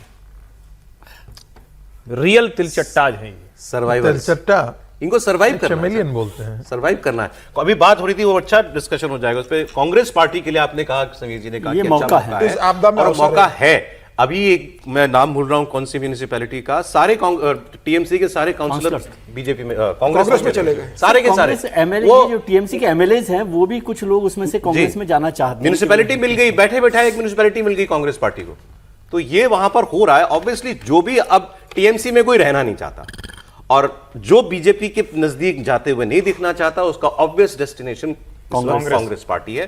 तो ठीक बात है, अगर कांग्रेस में थोड़ी जान लगाए कांग्रेस पार्टी अगर पश्चिम बंगाल में, बस ये है कि राहुल गांधी जी को ममता जी इंडिया गठबंधन का मोह जो है वो छोड़ना पड़ेगा। वैसी बातें करें जैसे चुनाव में करते थे तो बहुत कुछ हो सकता है। जी समीर, निश्चित रूप से जिस तरीके से इस आपदा में जो ममता बनर्जी की पार्टी में जो आपदा है, उसमें अगर कांग्रेस अपने लिए अवसर देखे और अधीर रंजन चौधरी को फिर जिम्मेदारी दे कि प्रदेश में आप सक्रिय हो जाओ, और क्या है कि कई ऐसे मुस्लिम कॉन्स्टिट्यूंसीज बड़ी है जहां कर जो विधायक है वो किसी भी स्थिति में भारतीय जनता पार्टी के साथ जाना नहीं चाहेंगे। वो इस बात को जानते हैं कि वो भारतीय जनता पार्टी के साथ जुड़ेंगे तो अगला विधानसभा चुनाव उनको लिए जितना मुश्किल होगा, अगला लोकसभा चुनाव जीतने में मुश्किल होगा। राहुल गांधी जिस तरीके से मुस्लिम तुष्टिकरण की राजनीति करते हैं, ममता बनर्जी के बाद मुझे लगता है कि बंगाल के मुसलमानों को लगेगा कि अब राहुल गांधी दिल्ली में जिस तरीके से लड़ रहे हैं, मुसलमानों के हक की बात करते हैं, प्रधानमंत्री मोदी से लड़ रहे हैं, तो क्यों ना हम राहुल गांधी के साथ कांग्रेस के साथ खड़े हो जाए। और अगर कांग्रेस थोड़ा जमीनी स्तर पर काम करती है बंगाल में, राहुल गांधी बार बार दौरा करे, प्रियंका गांधी वहां अगर दौरा करे, अपने मुस्लिम नेताओं को वहां पर भेजे, तो मुझे लगता है कि कांग्रेस को बंगाल में पैरों पर खड़े होने की स्थिति बन सकती है और 29 के लोकसभा चुनाव में कांग्रेस कम से कम 4 से 5 सीटें जीतने की स्थिति में आ सकती है। एक आपको और इंटरेस्टिंग खबर बताता हूं, उत्तर प्रदेश, पंजाब, कई सारे राज्यों में अगले साल इलेक्शन होना है। सिर्फ एक लाइन बोल देना चाहता हूं, जिस मुस्लिम वोट की बात आप कर रहे हैं वो पहले कांग्रेस के साथ हुआ करता था। जब उसको लगा कि हमारी संभावनाएं सीपीएम के साथ है तो वो सीपीएम के साथ आ गया। फिर उसको लगा, जैसे ही लगा कि हमारे इंटरेस्ट के, दीन के इंटरेस्ट को, मुस्लिम इंटरेस्ट को तृणमूल बेहतर उसके लिए काम कर रही है, तृणमूल के साथ आ गया। आज जाकर के जो समीर जी कह रहे हैं बिल्कुल पुख्ता कह रहे हैं, केंद्र से लेकर के जमीन तक, राज्य तक कांग्रेस पार्टी जो मुस्लिम लीगी जो बात कर रहे हैं प्रधानमंत्री जी, वो गलत नहीं कर रहे हैं।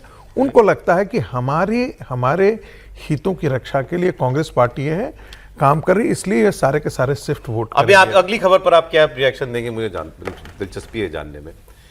विधानसभा चुनावों से पहले कांग्रेस पार्टी ने इंटरनल एक प्रयोग किया, दलित मुस्लिम एकता। दलित मोर्चा है पार्टी का, माइनॉरिटी मोर्चा है, दोनों के जो हेड हैं उन्होंने ये बैठक आयोजित की। कल नई दिल्ली में इंदिरा भवन में पार्टी के मुख्यालय में दलित अल्पसंख्यक एकता बैठक हुई, जिसमें दलित और मुस्लिम समाज के लोगों को एक साथ जोड़ने का मंत्र दिया गया। चुनाव में नए समीकरण बनाने की कोशिश है। दलित और मुस्लिम पहले कांग्रेस के कोर वोटर्स हुआ ही करते थे, लेकिन 2014 के बाद से दलित वोट धीरे धीरे बीजेपी के साथ जुड़ता चला गया। मुस्लिम वोट अलग अलग पार्टियों में बढ़ता आया है। अब जैसे भी कह रहे थे कि उसको अब कांग्रेस की तरफ एक बार वो फिर से देखने लगा है। देश में करीब 17% दलित वोटर्स हैं और करीब 15% मुस्लिम वोटर्स हैं। राहुल गांधी 17-15 ये 32% वोट की तरफ वो देख रहे हैं। लेकिन इसमें जो प्रॉब्लमैटिक बात है वो ये कि ये प्रयोग खास तौर पर या तो बिल्कुल दलित वर्ग का, दलित नेताओं का वो सेक्शन जो एक सेंस में अतिवादी है, या तो वो ऐसी बातें करता है, या फिर मुस्लिम धार्मिक नेता इस किस्म के बातें किया करते हैं कि मुसलमानों को दलितों का साथ लेना चाहिए। उनका इंटरेस्ट ये होता है कि भाई हिंदू चंक में से दलित जो है वो आसानी से टूट सकता है, निकल सकता है बाहर, तो वो ये प्रयास करते हैं। कांग्रेस जैसी मेन स्ट्रीम पार्टी ये अगर प्रयास कर रही है, मुझे तो ये खबर मुझे प्रॉब्लम नजर आई। जी त्रिपाठी जी, ये देखिए, एक बात मतलब मैं पिछले कुछ समय से इसको ऑब्जर्व करते हुए कह रहा हूँ कि ये समीकरण समय के साथ तैयार हुए थे। ऐसा नहीं है कि मुलायम सिंह यादव ने एमओआई बना दिया था, या लालू प्रसाद यादव ने एमओआई बना दिया था, या मायावती ने डीएम दलित और मुस्लिम बनाया। ऐसा नहीं हुआ था। हुआ क्या था, एक राजनीतिक समीकरण बने, जिन राजनीतिक समीकरणों में कहीं यादव कहीं दलितों को लगा कि अच्छा ठीक है, हम ये मिलकर एक कॉन्स्टिट्यूएंसी क्रिएट कर सकते हैं जो विनिंग कॉम्बो है। लेकिन जैसे कहते हैं ना कि पानी बड़ा बह गया है, अब वहां अगर आप वो कोशिश करेंगे वो खोजने की तो वो नहीं मिलेगा। ये सब बहुत पुराना आइडिया है जिसका अब समय नहीं रहा। दूसरा, भारतीय जनता पार्टी ने जो किया है वो पहले देखना चाहिए। भारतीय जनता पार्टी ने दलितों में, पिछड़ों के हर वर्ग में, पिछड़ी जाति कहने वाले हैं, फिर मैं एक बार डिस्क्लेमर दे दूं कि मेरा बस चले तो आज अगला पिछड़ा खत्म कर दो। अगला पिछड़ा होना चाहिए, बोलने में बुरा लगता है, सुनने में बुरा लगता है, लेकिन क्या करें, नेता पार्टियां सब पिछड़ा बनना चाहती है तो इसलिए बोलना पड़ता है। भारतीय जनता पार्टी ने उसमें जो अपनी सेंध लगा दी है ना, उसकी कल्पना इन लोगों को अभी भी नहीं है। अभी भी ये सोचते हैं कि नहीं ये तो वही है जो सिर्फ ब्राह्मण बनिया पार्टी है। अरे भाई, वहां वो उनके नेता बैठे हुए हैं, वहां उनके कार्यक्रम चल रहे हैं, वहां उनके समाज के भीतर अलग अलग जनप्रतिनिधि हैं, वहां से निकालकर वो पार्टी में पदाधिकारी हैं। अब उसके बाद आप ये प्रयोग करेंगे तो असफल होने वाले हैं। दूसरा, एक और चीज बार बार कही जा रही, राम मंदिर बन गया, राम मंदिर में किसी को कोई रोक नहीं है, कहीं किसी मंदिर में कोई रोक नहीं। अब वो जो दलित समाज का व्यक्ति है, जब वो मुख्य धारा में आपका आ रहा है तो आप कह रहे सुनो यहां से हटो और तुम मुसलमान के साथ खड़े हो जाओ, यादव जी हो, अच्छा हटो मुसलमान के साथ खड़े जाओ। उसको ये बहुत बुरा लग रहा है। मैं ये अपनी पॉलिटिकल ऑब्जर्वेशन पिछले कुछ समय से मुझे दिख रहा है, और मैं लोगों से बात करके कह रहा हूं, जो यादवों के बीच में बातचीत है, जो आप दलितों से बात कीजिए, जो एक्सट्रीम लोग हैं जिनको टीवी पर दिखना है, जिनको रील बनाना है, जिनको कुछ, उनके लिए ठीक है। बाकी वो अब इस चीज से चिढ़ता है कि आप उसको मुसलमान के साथ क्लब करके देखें, यादव और दलित।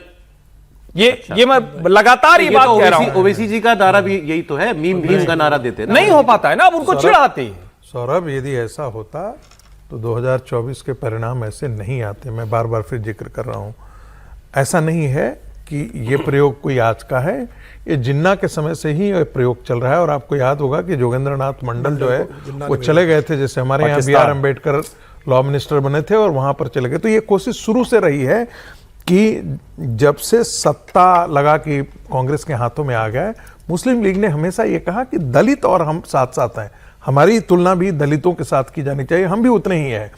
और ये कॉम्बिनेशन पूरा करने की कोशिश की जाती है कि अरे ये तो पूरा ब्राह्मणवाद है, ये भारतीय जनता पार्टी तो मनुवादी है, ब्राह्मणवादी है, तुमको इतना हजारों साल से शोषित करके, इतनी बड़ी पार्टी को जोड़ो ना, पूरे 100 की बात करो। तो कांग्रेस पार्टी इस पर काम कर रही है, और परिणाम आना ना परिणाम आना एक अलग है, लेकिन काम कर रही है, क्योंकि ये बड़ा नैरेटिव चलाने की कोशिश होती है, विश्वविद्यालयों में होती है, अखबारों में होती है, सब जगह बुद्धिजीवी इनके लिए काम कर रहे हैं भाई। जी सर, देखिए ये सब समीकरण जो बनते हैं वो क्यों बनते हैं, पहली बात ये सर। एक तो ये मैं बताऊं, इसमें बड़ा डेवलपमेंट है कि एक बड़ा सम्मेलन कांग्रेस कर रही है दलित मुस्लिम का। ये तो कल बैठक हुई है छोटी, ये बैठक इसलिए हुई है कि एक बहुत बड़ा सम्मेलन करने वाली है कांग्रेस दलित मुस्लिम का दिल्ली में। वो तो मतलब एक खबर के तौर पर मैं आपको बता रहा हूँ। लेकिन ये बनते क्यों हैं समीकरण और बिगड़ते क्यों हैं? कुल मिला के कोई भी हो, मुस्लिम हो, दलित हो, ब्राह्मण हो, अपर कास्ट हो, यादव, वो सब लोग आप कैसे इग्नोर कर रहे हैं उनको। यदि उसको कोई भी कम्युनिटी को कोई पार्टी के लिए लगता है कि वो उसको नज़रअंदाज कर रही है, तो वो फिर अपने नई रास्ता तलाशते हैं। इसको वहाँ से शुरू करें जहाँ कांग्रेस के वोट बैंक से कि मुस्लिम, दलित और ब्राह्मण भी कांग्रेस का वोट बैंक था, नारायण दत्त तिवारी तक, कमलापति त्रिपाठी तक और सब लोगों तक। लेकिन जब कांग्रेस ने उनको इग्नोर करना शुरू किया तो वो ब्राह्मण भारतीय जनता पार्टी के पास आने गए, और वो ब्राह्मण भारतीय जनता पार्टी को जिस दिन लगा कि इग्नोर कर रहे हैं वो बीएसपी के साथ भी चले गए, तो दलित ब्राह्मण का कॉम्बिनेशन भी बन गया वहां पर भी। तो इसलिए ऐसा नहीं है, कांग्रेस ऐसा नहीं कर रही है कि ये इनको, वो अपने जो पुराना वोट बैंक है उसको वापस लाने की एक एक्सरसाइज कर रही है। लेकिन ये ऐसे होता नहीं, आप कह रहे हैं नहीं, यदि ऐसा होगा, क्योंकि अभी दलित जो है भारतीय जनता पार्टी के साथ जुड़ा हुआ है और वो इग्नोर वहां पे तो मेरे ख्याल से नहीं फील कर रहा, तो इतना आसान काम नहीं हो। जहां जाता हूं लोग मुझे पसंद करते हैं। बिजनेसमैन को ये पता है कि कैसे मार्केट करना है, वो बिजनेसमैन तो है ही ना। तो बिजनेसमैन अपने, इसका मतलब ये नहीं कि वो ऐसा समझते हैं, ये मार्केटिंग का एक स्टाइल है ना, पार्ट ऑफ मार्केटिंग है, और वो बड़े अच्छे बिजनेसमैन हैं। और आप जो गुस्सा होते रहते हैं तो उसमें ये लगाएंगे तो फिर लगेगा ठीक है, अच्छा ही है ना, हमारे दोस्त ये वहाँ दिखा रहे हैं, हिंदुस्तान की सड़कों पर दिख रहे हैं, ये सब है। और सेल्फ ऑब्सेशन तो उनके साथ है ही लेकिन वो दोस्त हर नहीं चीज रह गए सर। है। दोस्त अब दोस्त तो नहीं रहे, यहाँ हम लोग समझते हैं कि नहीं रहे वो, और दोस्त के आप तो भरोसेमंद नहीं रहे वो। दोस्त बनेंगे कि नहीं बनेंगे, लेकिन भरोसेमंद नहीं रहे। कम से कम भारत जो है, मुझे नहीं पता कि भरोसा करेगा कि नहीं करेगा, लेकिन ये चीज़ें भी कई बार है ना, आपकी नाराज़गी को कम करने के लिए, कई चीज़ों पर आगे बढ़ने के लिए भी काम में आ जाती है, और डिप्लोमेसी में बहुत काम में आ जाती है सर। नहीं, इनको तो आगे बढ़ना है तो आप ट्रेड डील करें, बढ़िया से ट्रेड डील करें, अगला कदम वही है। ट्रेड डील तो करेंगे, वो कह रहे हैं कि 12.5% कर देंगे 10 को बढ़ा के। सर जी सर। सर अब ऐसा है कि इसमें तो कोई दो राय नहीं कि भारत के लोग इनके लिए जप तप पुण्य पाठ हवन सब चल कर रहे थे। वो एक ट्रम्प अलग थे, सबक है सर वो हमारे लिए। नहीं, वो एक ट्रम्प अलग थे।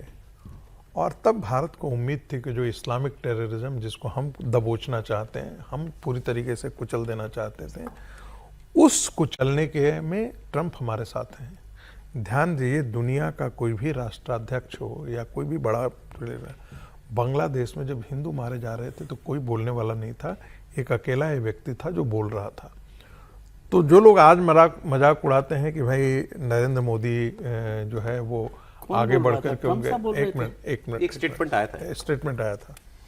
तो जो लोग कहते हैं तो स्वाभाविक है कि ऐसे में भरोसा आदमी कर रहा है, लेकिन सेकंड टेन्योर के बाद ट्रम्प हमेशा एक बिजनेसमैन की बात ये काम करने लगे।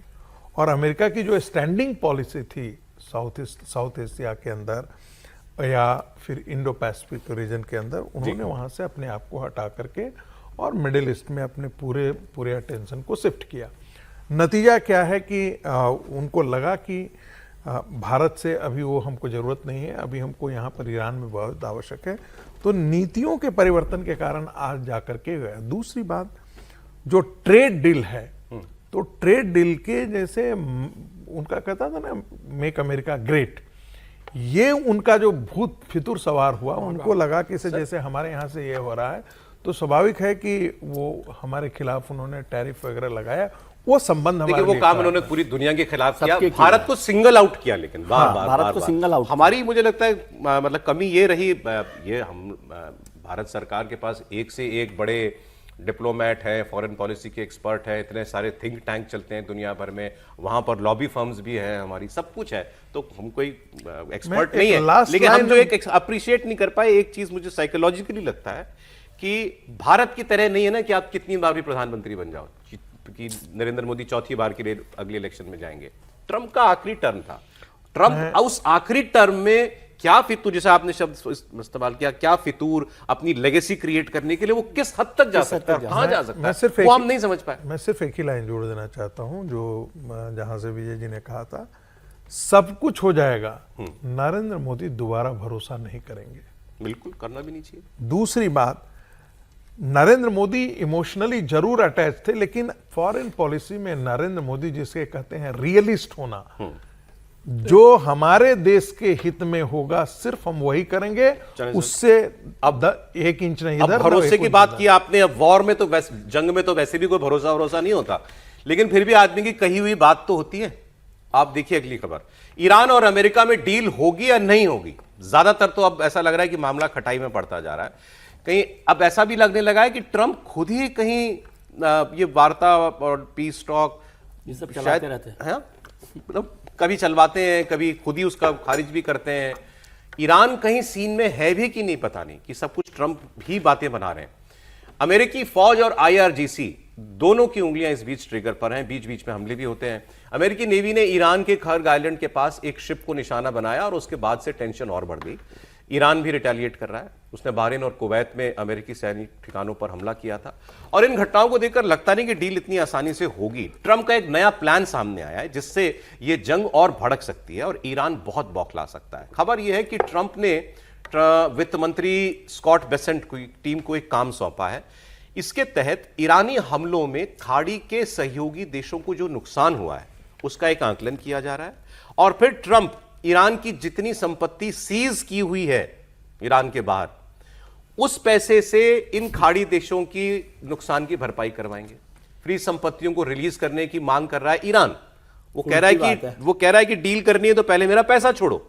और ट्रंप ने यह खबर बढ़वा दी आगे कि नहीं, उस पैसे से तो हम इन लोगों का नुकसान जो है उसकी भरपाई हम करेंगे।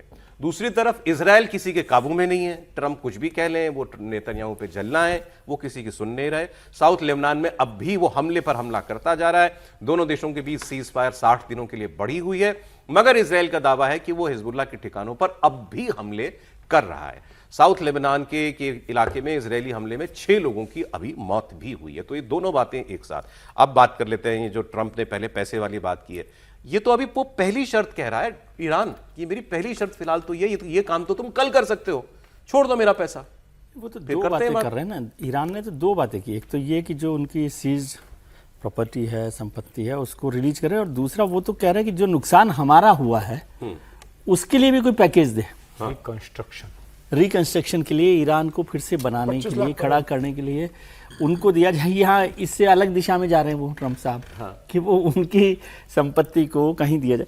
वो प्रेशर टैक्टिक्स में चलते रहते हैं कि कौन सा गेम चला दें, ये वाला चल जाएगा तो इस पर प्रेशर करेंगे, इसको बात करेंगे, तो भाई वो हर दिन बात करते हैं ना। ये तो भड़काना है ना, ये तो आप भड़का रहे हैं ईरान को कि वो कुछ बोले। और मैं एक और बात कहूँ, हम लोग पहले भी मैं तो इस बात पर पहले से समझता हूँ कि ऐसा ही हो रहा है कि दुनिया जो है वो वेस्ट का जो मीडिया है ना उसके हिसाब से चलती है। हम सारा नैरेटिव, हम का मतलब जो भी लोग हैं वो नैरेटिव वही बनाते हैं जो वेस्ट का मीडिया बना रहा है।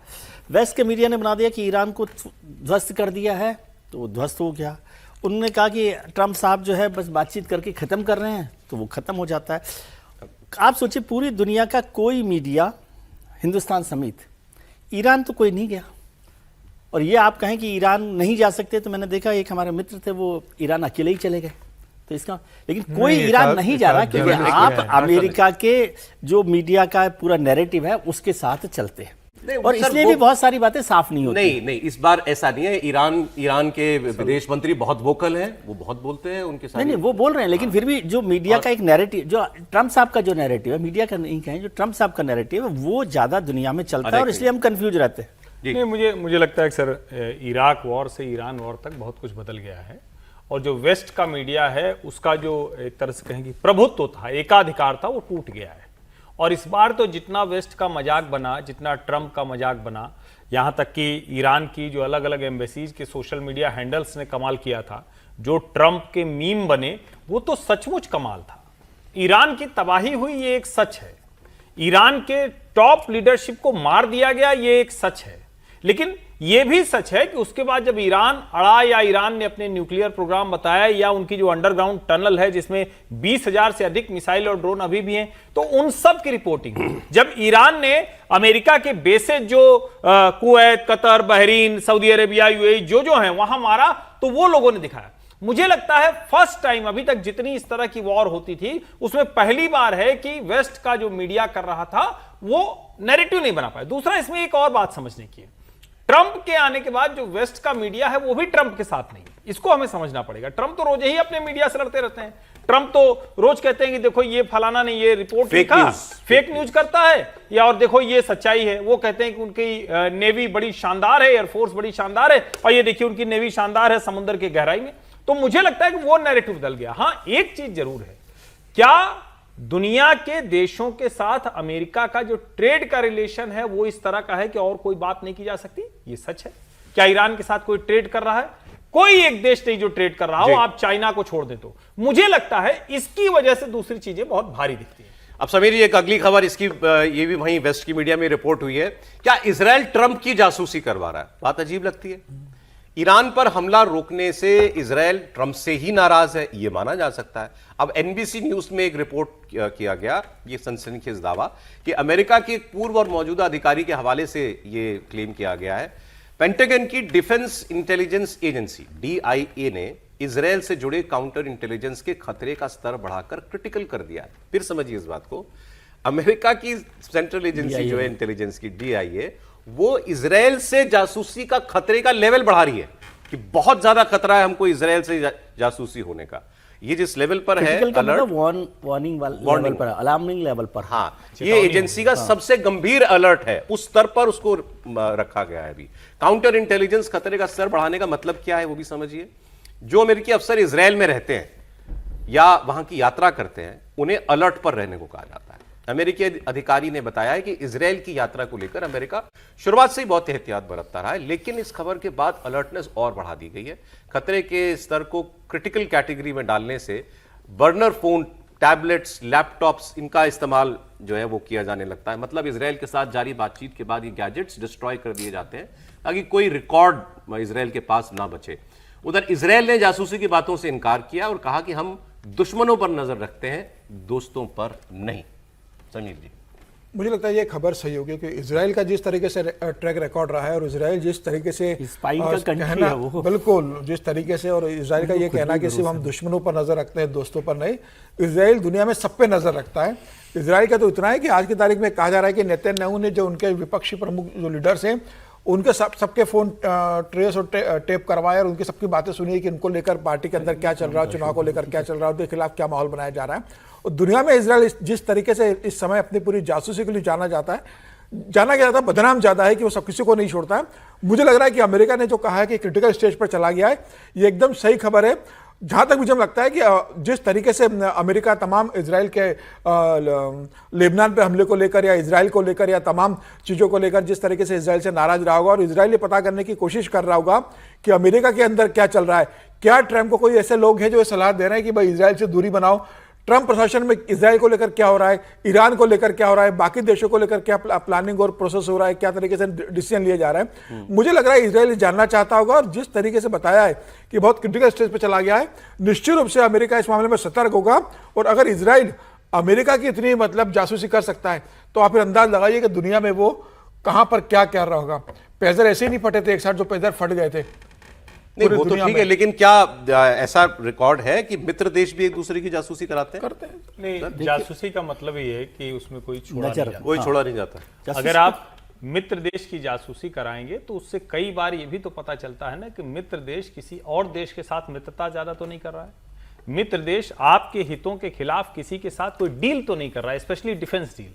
कंपनियां जो उसमें इन्वॉल्व होती हैं वो इकोनॉमिक ट्रेड डील्स के लिए भी करती हैं, तो ये तो असंभव है कि कोई नहीं कर रहा। और अमेरिका भी इजराइल की जासूसी कराता होगा, ये संभव नहीं है। और अगर उसको यूं भी देखें तो जब अभी अमेरिकन उतरे थे चाइना की धरती पर तो वहां उन्होंने कहा कि मतलब कुछ भी नहीं छोड़ा।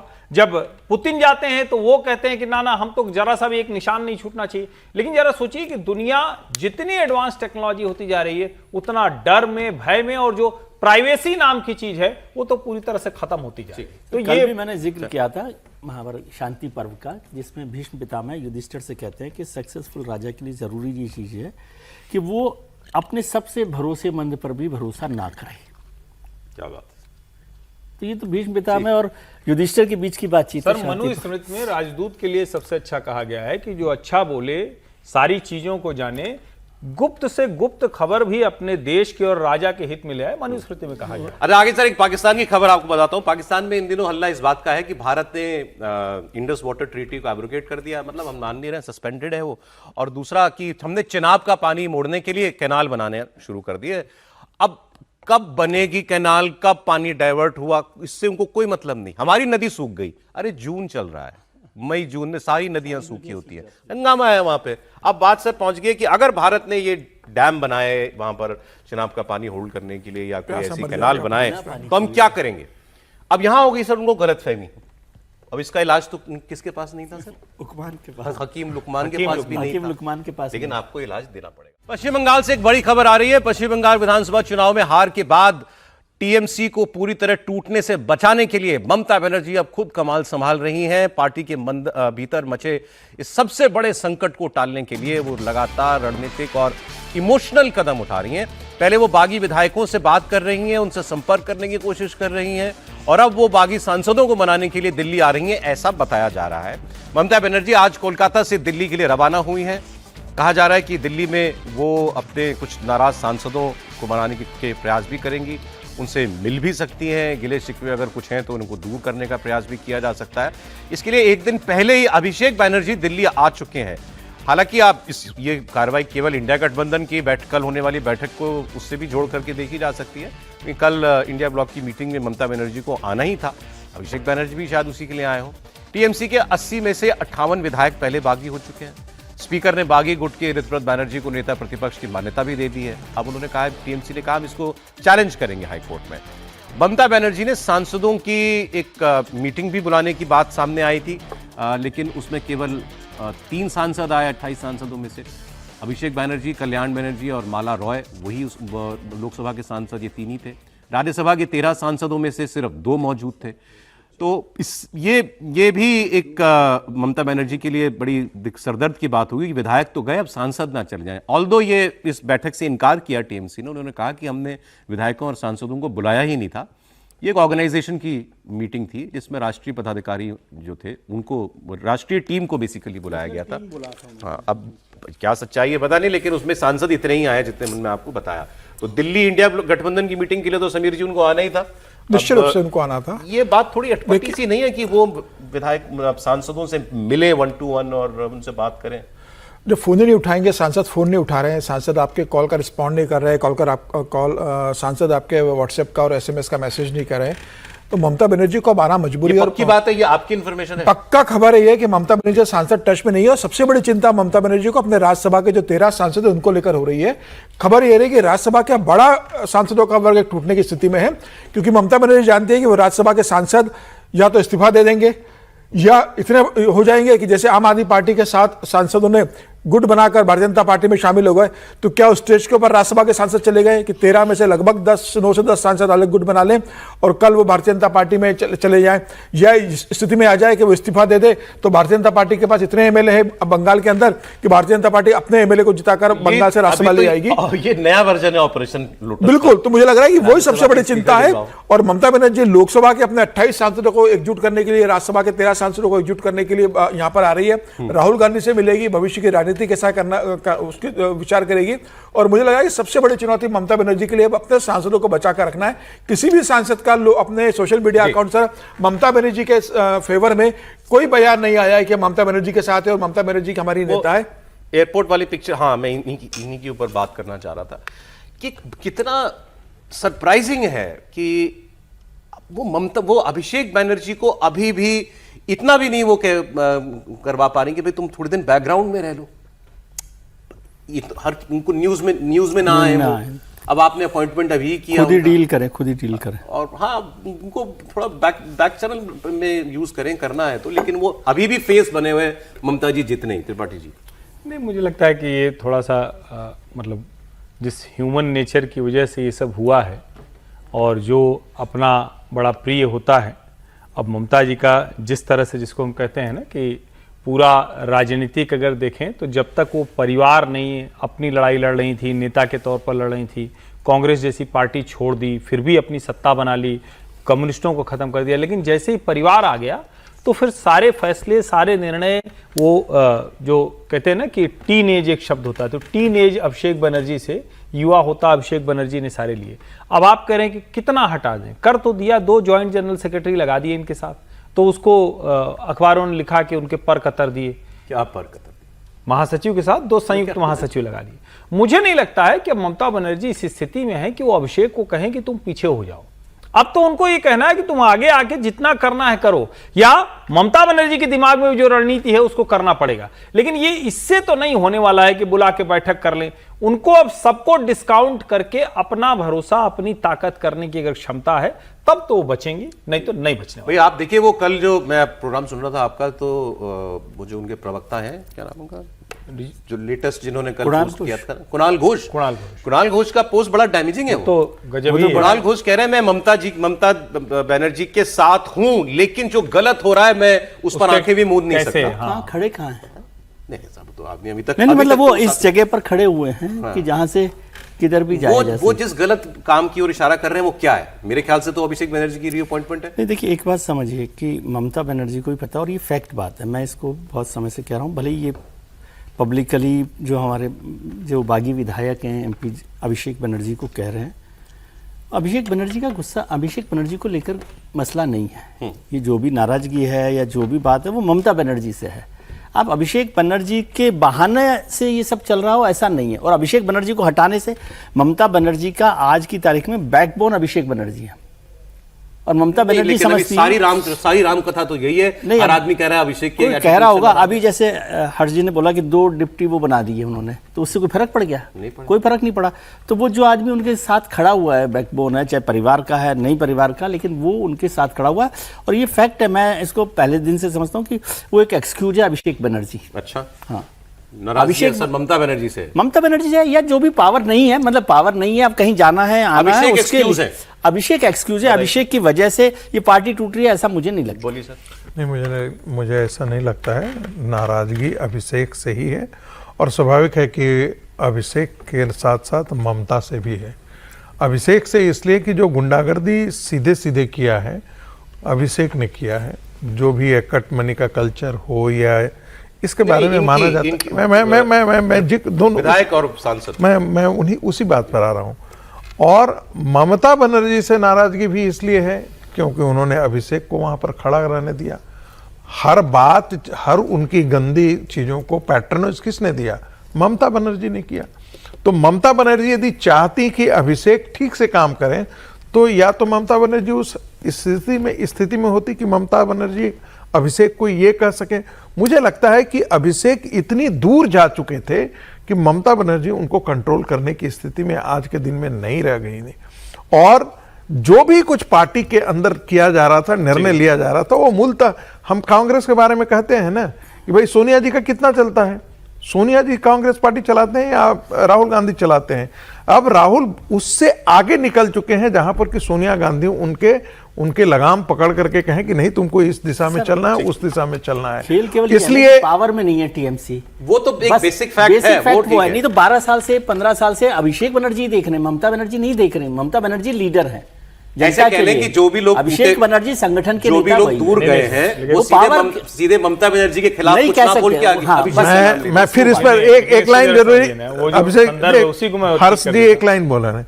अभिषेक चला रहे हैं पार्टी को, लेकिन जो चलाया उसमें क्या क्या किया कि इतनी घृणा उनके प्रति लोगों में है। जी, ठीक ठीक ठीक। वो जिसको कहते हैं, मैं अभिषेक को डिफेंड नहीं कर रहा, मैं ये कह रहा हूँ कि पावर नहीं है इसलिए ये सब आप उस एक्सक्यूज को काम में ले रहे हैं। और ममता जी के खिलाफ बोल नहीं सकते क्योंकि ममता का एक कद उस पार्टी में बड़ा है। नहीं, लेकिन पावर हो भी ऐसा थोड़ी ना है कि पावर एकदम खत्म हो गया था। 80 विधायक की पार्टी, 22-23 सांसद कितने हैं इतनी पार्टी, और उसका पावर नहीं खत्म हुआ है सर। ममता बनर्जी 42 सांसद, 42, 29 और 13 है। हाँ, मतलब राज्यसभा मिला इसके। लेकिन अगर इसको देखें ना तो ये क्लासिक एग्जांपल है। जैसे एक चीज समझिए इसको, वही सोनिया गांधी है, वही राहुल गांधी हैं, लेकिन जनरेशन तो बदल गई ना। अपने लोग हो गए अपनी चीज। अभिषेक बनर्जी के लोग पार्टी चलाने लगे थे और ममता बनर्जी को सीधे नहीं कह सकते, वो इसलिए क्योंकि लंबे समय से उन्हीं का संघर्ष देख के वहां तक पहुंचे हैं। लेकिन अभिषेक बनर्जी ने बिना संघर्ष के पार्टी के साथ जो किया है उसका गुस्सा है, तो उसमें ममता भी गुस्सा अभिषेक के जल्दी कई और खबरें में उनकी वो भी रख दें सब व्यूअर्स के सामने। गोलीकांड में फरार फैजल खान उर्फ खान सर कहां पर हैं? ये फैजल खान मिल ही नहीं रहे हैं, ना ये सरेंडर कर रहे हैं। कल दिन भर इनको अदालत में लोग ढूंढते रहे, पता लगा ये वहां गए ही नहीं थे।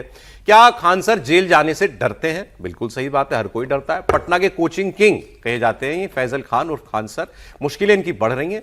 एक तरफ गिरफ्तारी की तलवार लटकी हुई है और दूसरी तरफ फैजल खान के कोचिंग सेंटर पर भी खतरा मंडराने लगा है। बड़ी खबर यह है कि फैजल खान की खान ग्लोबल स्टडीज को सील किया जा सकता है। फैजल खान की कोचिंग सेंटर पर नियमों के उल्लंघन का इल्जाम है। कोचिंग संस्थान में फायर सेफ्टी के मानकों का पालन नहीं किया जा रहा है। बिहार फायर सर्विस के डीआईपी के मुताबिक खान ग्लोबल स्टडीज में कई तरीके की त्रुटियां पाई गई हैं।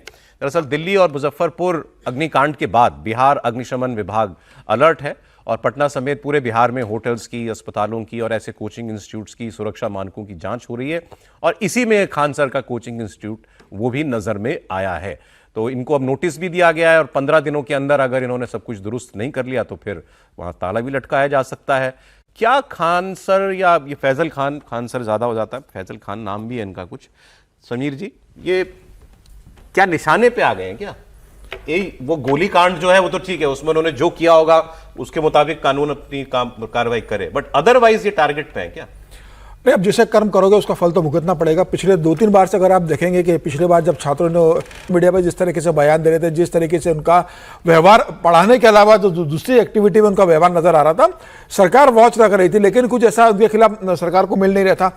इस बार जब देखा कि वो जिस तरीके से हिंसा उकसाने के लिए गार्ड से कह रहे हैं कि तुम गोली चलाओ मैं देख लूंगा, तो मुझे लगता है कि अब सरकार को लगा, प्रशासन को लगा कि भाई इन्होंने अति कर दी, और उसके बाद भी अपने छात्रों को जिस तरीके से भड़का रहे हैं, उनके छात्र जिस तरीके से सड़कों पर उतर रहे हैं, जिस तरह से कोचिंग के बाहर धरना प्रदर्शन दे रहे हैं, तो मुझे लगता है कि और उस समय आपने किया तो आप सरेंडर कीजिए ना, आप भाग के, और अगर आप गलत नहीं, आपको डरने की बात नहीं, वो अग्रिम जमानत के लिए रुके हुए, सरेंडर नहीं कर रहे हैं, वो अग्रिम जमानत के लिए लगे हैं कि अग्रिम जमानत मिल जाएगी तो अरेस्ट नहीं होना चाहते।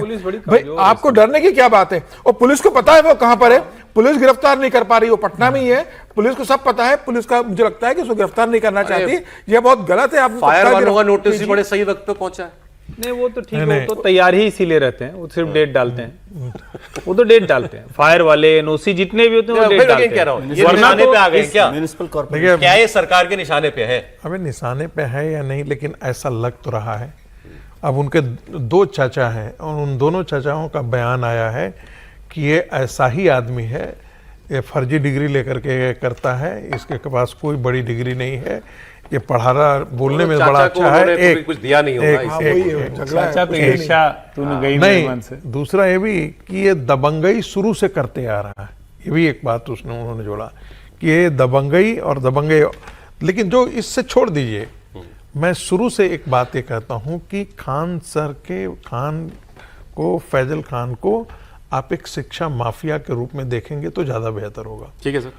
जो व्यक्ति जो है वो सारा काम करता है, जिससे हमने कोचिंग, जैसे हमारी कोचिंग में 10 लोग पास करके आए या 5 लोग पास करके आए, और उसके बाद हमने अपना एडवर्टीजमेंट दिया 25 लोगों का, जिसमें 15 लोगों का हमने पैसे दे करके ये किया। तो ये सब कोचिंग माफिया वाले करते हैं कि हमारे यहाँ से 15 ये इंटरव्यू देकर यूजर प्रैक्टिस है, नहीं पैसे देकर, दिल्ली में आते पैसे देकर, दिल्ली में केस हुए, और अखबार में एक ही दिन में 3-3 कोचिंग में एक ही बच्चे की फोटो छप जाती है। तो इनको एक माफिया के रूप में देखेंगे तभी इनका आकलन होगा शिक्षा ये माफिया बेसिकली बिजनेसमैन है वो, क्योंकि शिक्षक लगा हुआ है नाम के आगे, तो वो जो बिजनेस है वो पीछे छूट जाता है। मैं माफिया इसलिए बोल रहा हूं, माफिया का काम क्या होता है? प्रश्न पत्र आउट कैसे होता है, हमारी ही सेंटर से कैसे पास करते हैं। सर मैं आप ही की बात कर रहा हूं, वो सारी चीजें जितने ये कोचिंग होते हैं, अपनी कोचिंग सब करते हैं, और लुक्रेटिव बनाने के लिए हर तरीके का काम करेगा। ये अभी नीट के पेपर क्यों लीक हुए? वो किसी की ट्यूशन क्लासेस चल पड़े इसीलिए लीक हुए ना, और क्या वजह थी? आगे लालू परिवार सिक्योरिटी नहीं ले रहा है। अच्छी बात बताई कि पटना की सरकार इतना एकदम जागरूक है कि दिल्ली में होटल में जो आग लगी, नहीं, उसके बाद वहां पर उन्होंने एक्शन लिया। मैं तो मान ही रहा हूं बात, जागरूक है सर। नहीं, वो एक वहां हॉस्पिटल में आग लगी थी, ये कर्नाटक की सरकार नहीं है सर, लेकिन नाम अभी आया है, मैं तो बधाई दे रहा हूं। ये कर्नाटक की सरकार नहीं। आगे सर, लालू परिवार सिक्योरिटी नहीं ले रहा है, सिक्योरिटी हटाई नहीं गई थी, उनकी सिक्योरिटी काटी गई थी, कटौती की गई थी। उन्होंने कहा हम लेते ही नहीं, एक भी नहीं लेंगे। बिहार सरकार ने लालू परिवार की सुरक्षा घटाने का फैसला किया तो नाराज होकर लालू यादव, तेजस्वी यादव और राबड़ी देवी सब ने अपनी अपनी सुरक्षा लौटा दी। अब राबड़ी लालू के घर के बाहर उनकी पार्टी के लोग, आरजेडी के वर्कर सिक्योरिटी कर रहे हैं। देखिए, कोई पुलिस वाला नहीं दिखाई देगा आपको, कार्यकर्ता लाठी डंडा लेकर घर के बाहर पहरा देते हुए आपको दिखाई देंगे। गेट के बाहर कुर्सी लगा करके बैठे हैं, अंदर बैठे हुए हैं। जहां पर कभी सुरक्षा बल हुआ करते थे वहां पर आरजेडी के कार्यकर्ता हैं। अब इस घटनाक्रम का दूसरा दिन हो गया। पहले इनके पास Z+ सिक्योरिटी थी, इसको हटा करके एक स्पेशल सिक्योरिटी कर दिया गया था। अब कम ही की गई, हटाई तो नहीं गई थी। अब अगर ये स्टेटस सिंबल है तो बात और है, अगर नाक का सवाल है तो बात और होगी। सिर्फ स्टेटस सिंबल लेकिन नहीं, अब ये सर एक दूसरे डोमेन में चला गया ना। अब अगर उन्होंने मना ही कर दिया, कितने दिन तक ऐसे चलेगा? अच्छा, फिर मान लीजिए कोई आकर के गाड़ी के पास ही शीशे पर थप ही कर दे, सर हो गया उसी दिन। सर राबड़ी देवी को क्या सुविधा मिली हुई है सर? हटाए, झड़प हटाया तो उनको दी है बीसेफ के 2-8 हाउस गार्ड, पटना जिला बल के 3 महिला पुलिस सादे लिबास में, 3 जवान वर्दी में, पायलट और बुलेट प्रूफ कार और जिला बल के स्कॉट तथा पायलट की प्रतिनियुक्ति दी गई है। ये आप पूरे थाने के जिक्र कर रहे हैं? ये राबड़ी देवी को दिया गया है, जो घटा के दिया गया है वो दिया गया है। दे दिया गया है, मतलब एक थाना उनकी सुरक्षा में लगा, एक थाना दिया गया है सुरक्षा में, और वो कह रहे हैं नहीं, थाना की बात कर रहे हैं। यदि पिता लालू प्रसाद जी, उनकी माता जी, उनके दोनों बेटे, सबको अलग अलग इन सबका जोड़ दिया जाए तो 100 सिक्योरिटी गार्ड तो इनके परिवार पर काम कर रहा है। एक बटालियन हो गई, फिर पूरी बटालियन काम कर रही है। मीसा भारती को 4 गार्ड दिए हुए सुरक्षा के लिए, पूर्व जो सांसद इनके। नहीं, जी, वैसे तो कई सारे हैं ये संयोगवश हम लोग लालू जी और राबड़ी जी उनके परिवार के, लेकिन हम लोगों ने कल भी बात की थी, आज फिर से दोबारा इसकी चर्चा करने का वक्त है। सचमुच नेताओं को कितनी सुरक्षा की जरूरत है भाई? कितनी सुरक्षा? चलो मैं ठीक है, सरकार की परेशानी की बात कर रहा हूं सिक्योरिटी गार्ड समझ में आया। अच्छा मैं कह रहा हूं, अच्छा इतनी नेताओं से conspiracy लोगों theory को होती है। सुरक्षा की मान जरूरत लीजिए, है। मैं ब्लेम नहीं कर, मैं नहीं कह रहा हूं कि ऐसा करेगी आरजेडी। मान लीजिए सीन खड़ा करने के लिए अपने ही किसी आदमी को तय किया और कहा कि तुम आ जाना, बस गाड़ी के सामने आकर के लेट जाना। नहीं, ये तो करेंगे ही भाई। अरविंद केजरीवाल के उस वर्कर ने नहीं, आईबी का अधिकारी बोल रहा हूं, फंस गया बेचारा, खुद ही फोन किया था।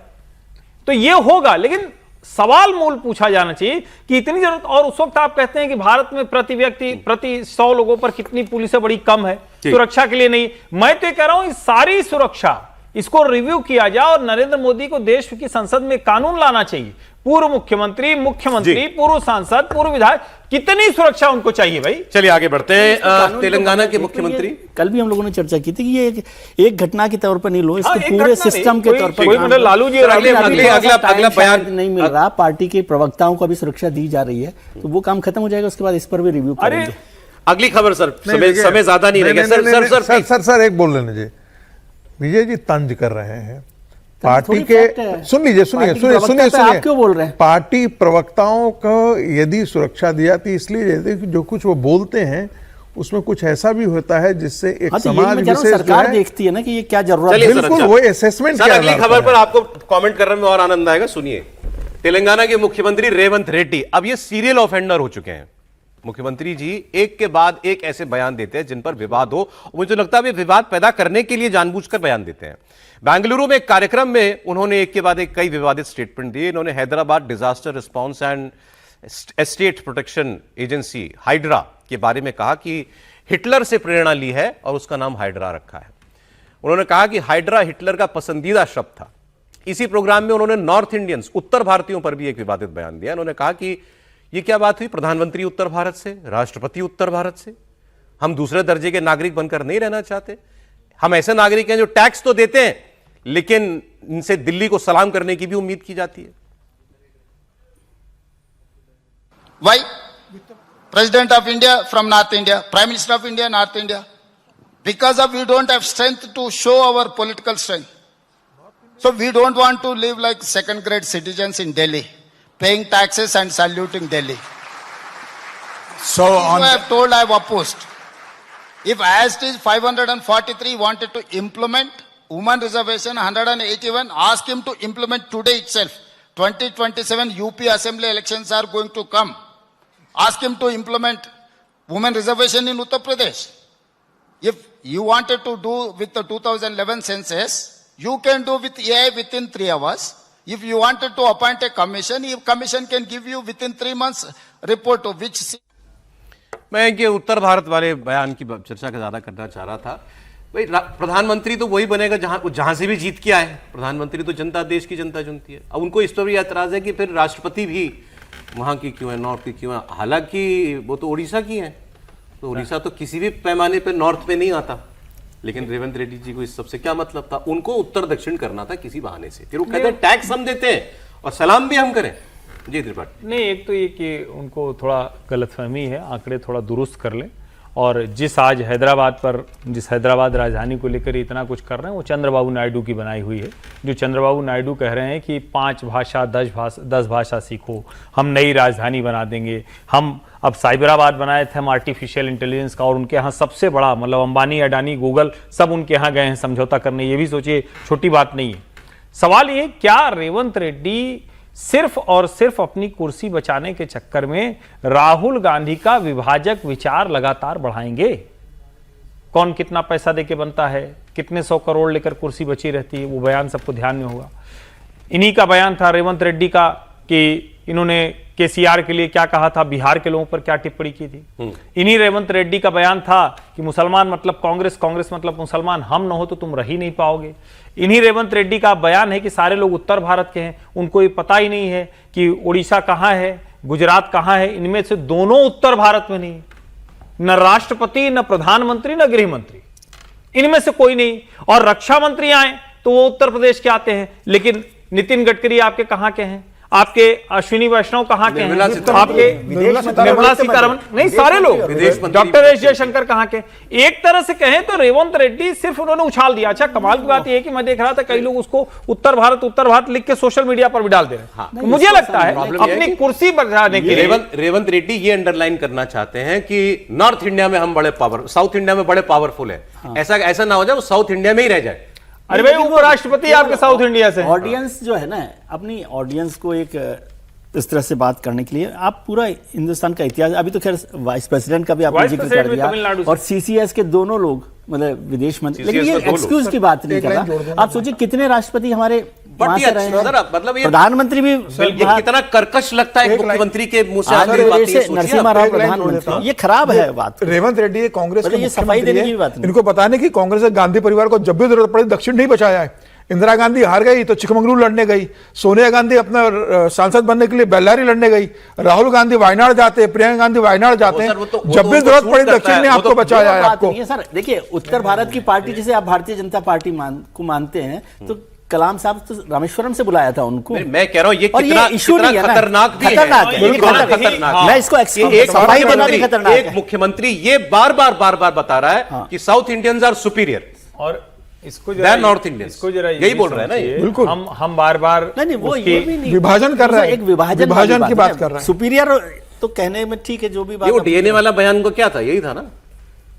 बिल्कुल, बिहार में जो बयान दिया था वो किस लिए दिया था इन्होंने? तो फिर इसका मतलब सुपीरियर रेस है। तो राहुल गांधी को स्वीकार नहीं करना चाहिए, उनको प्रियंका को स्वीकार नहीं करना चाहिए। नहीं, ऐसे कैसे कह रहे? राहुल जी ने तो कहा था वहां पर सर, वायनाड में कि उत्तर भारत के वोटर्स जो है कम समझते हैं, दक्षिण भारत के वोटर ज्यादा समझते हैं। ये वही काम कर रहे हैं जो राहुल चाहते हैं।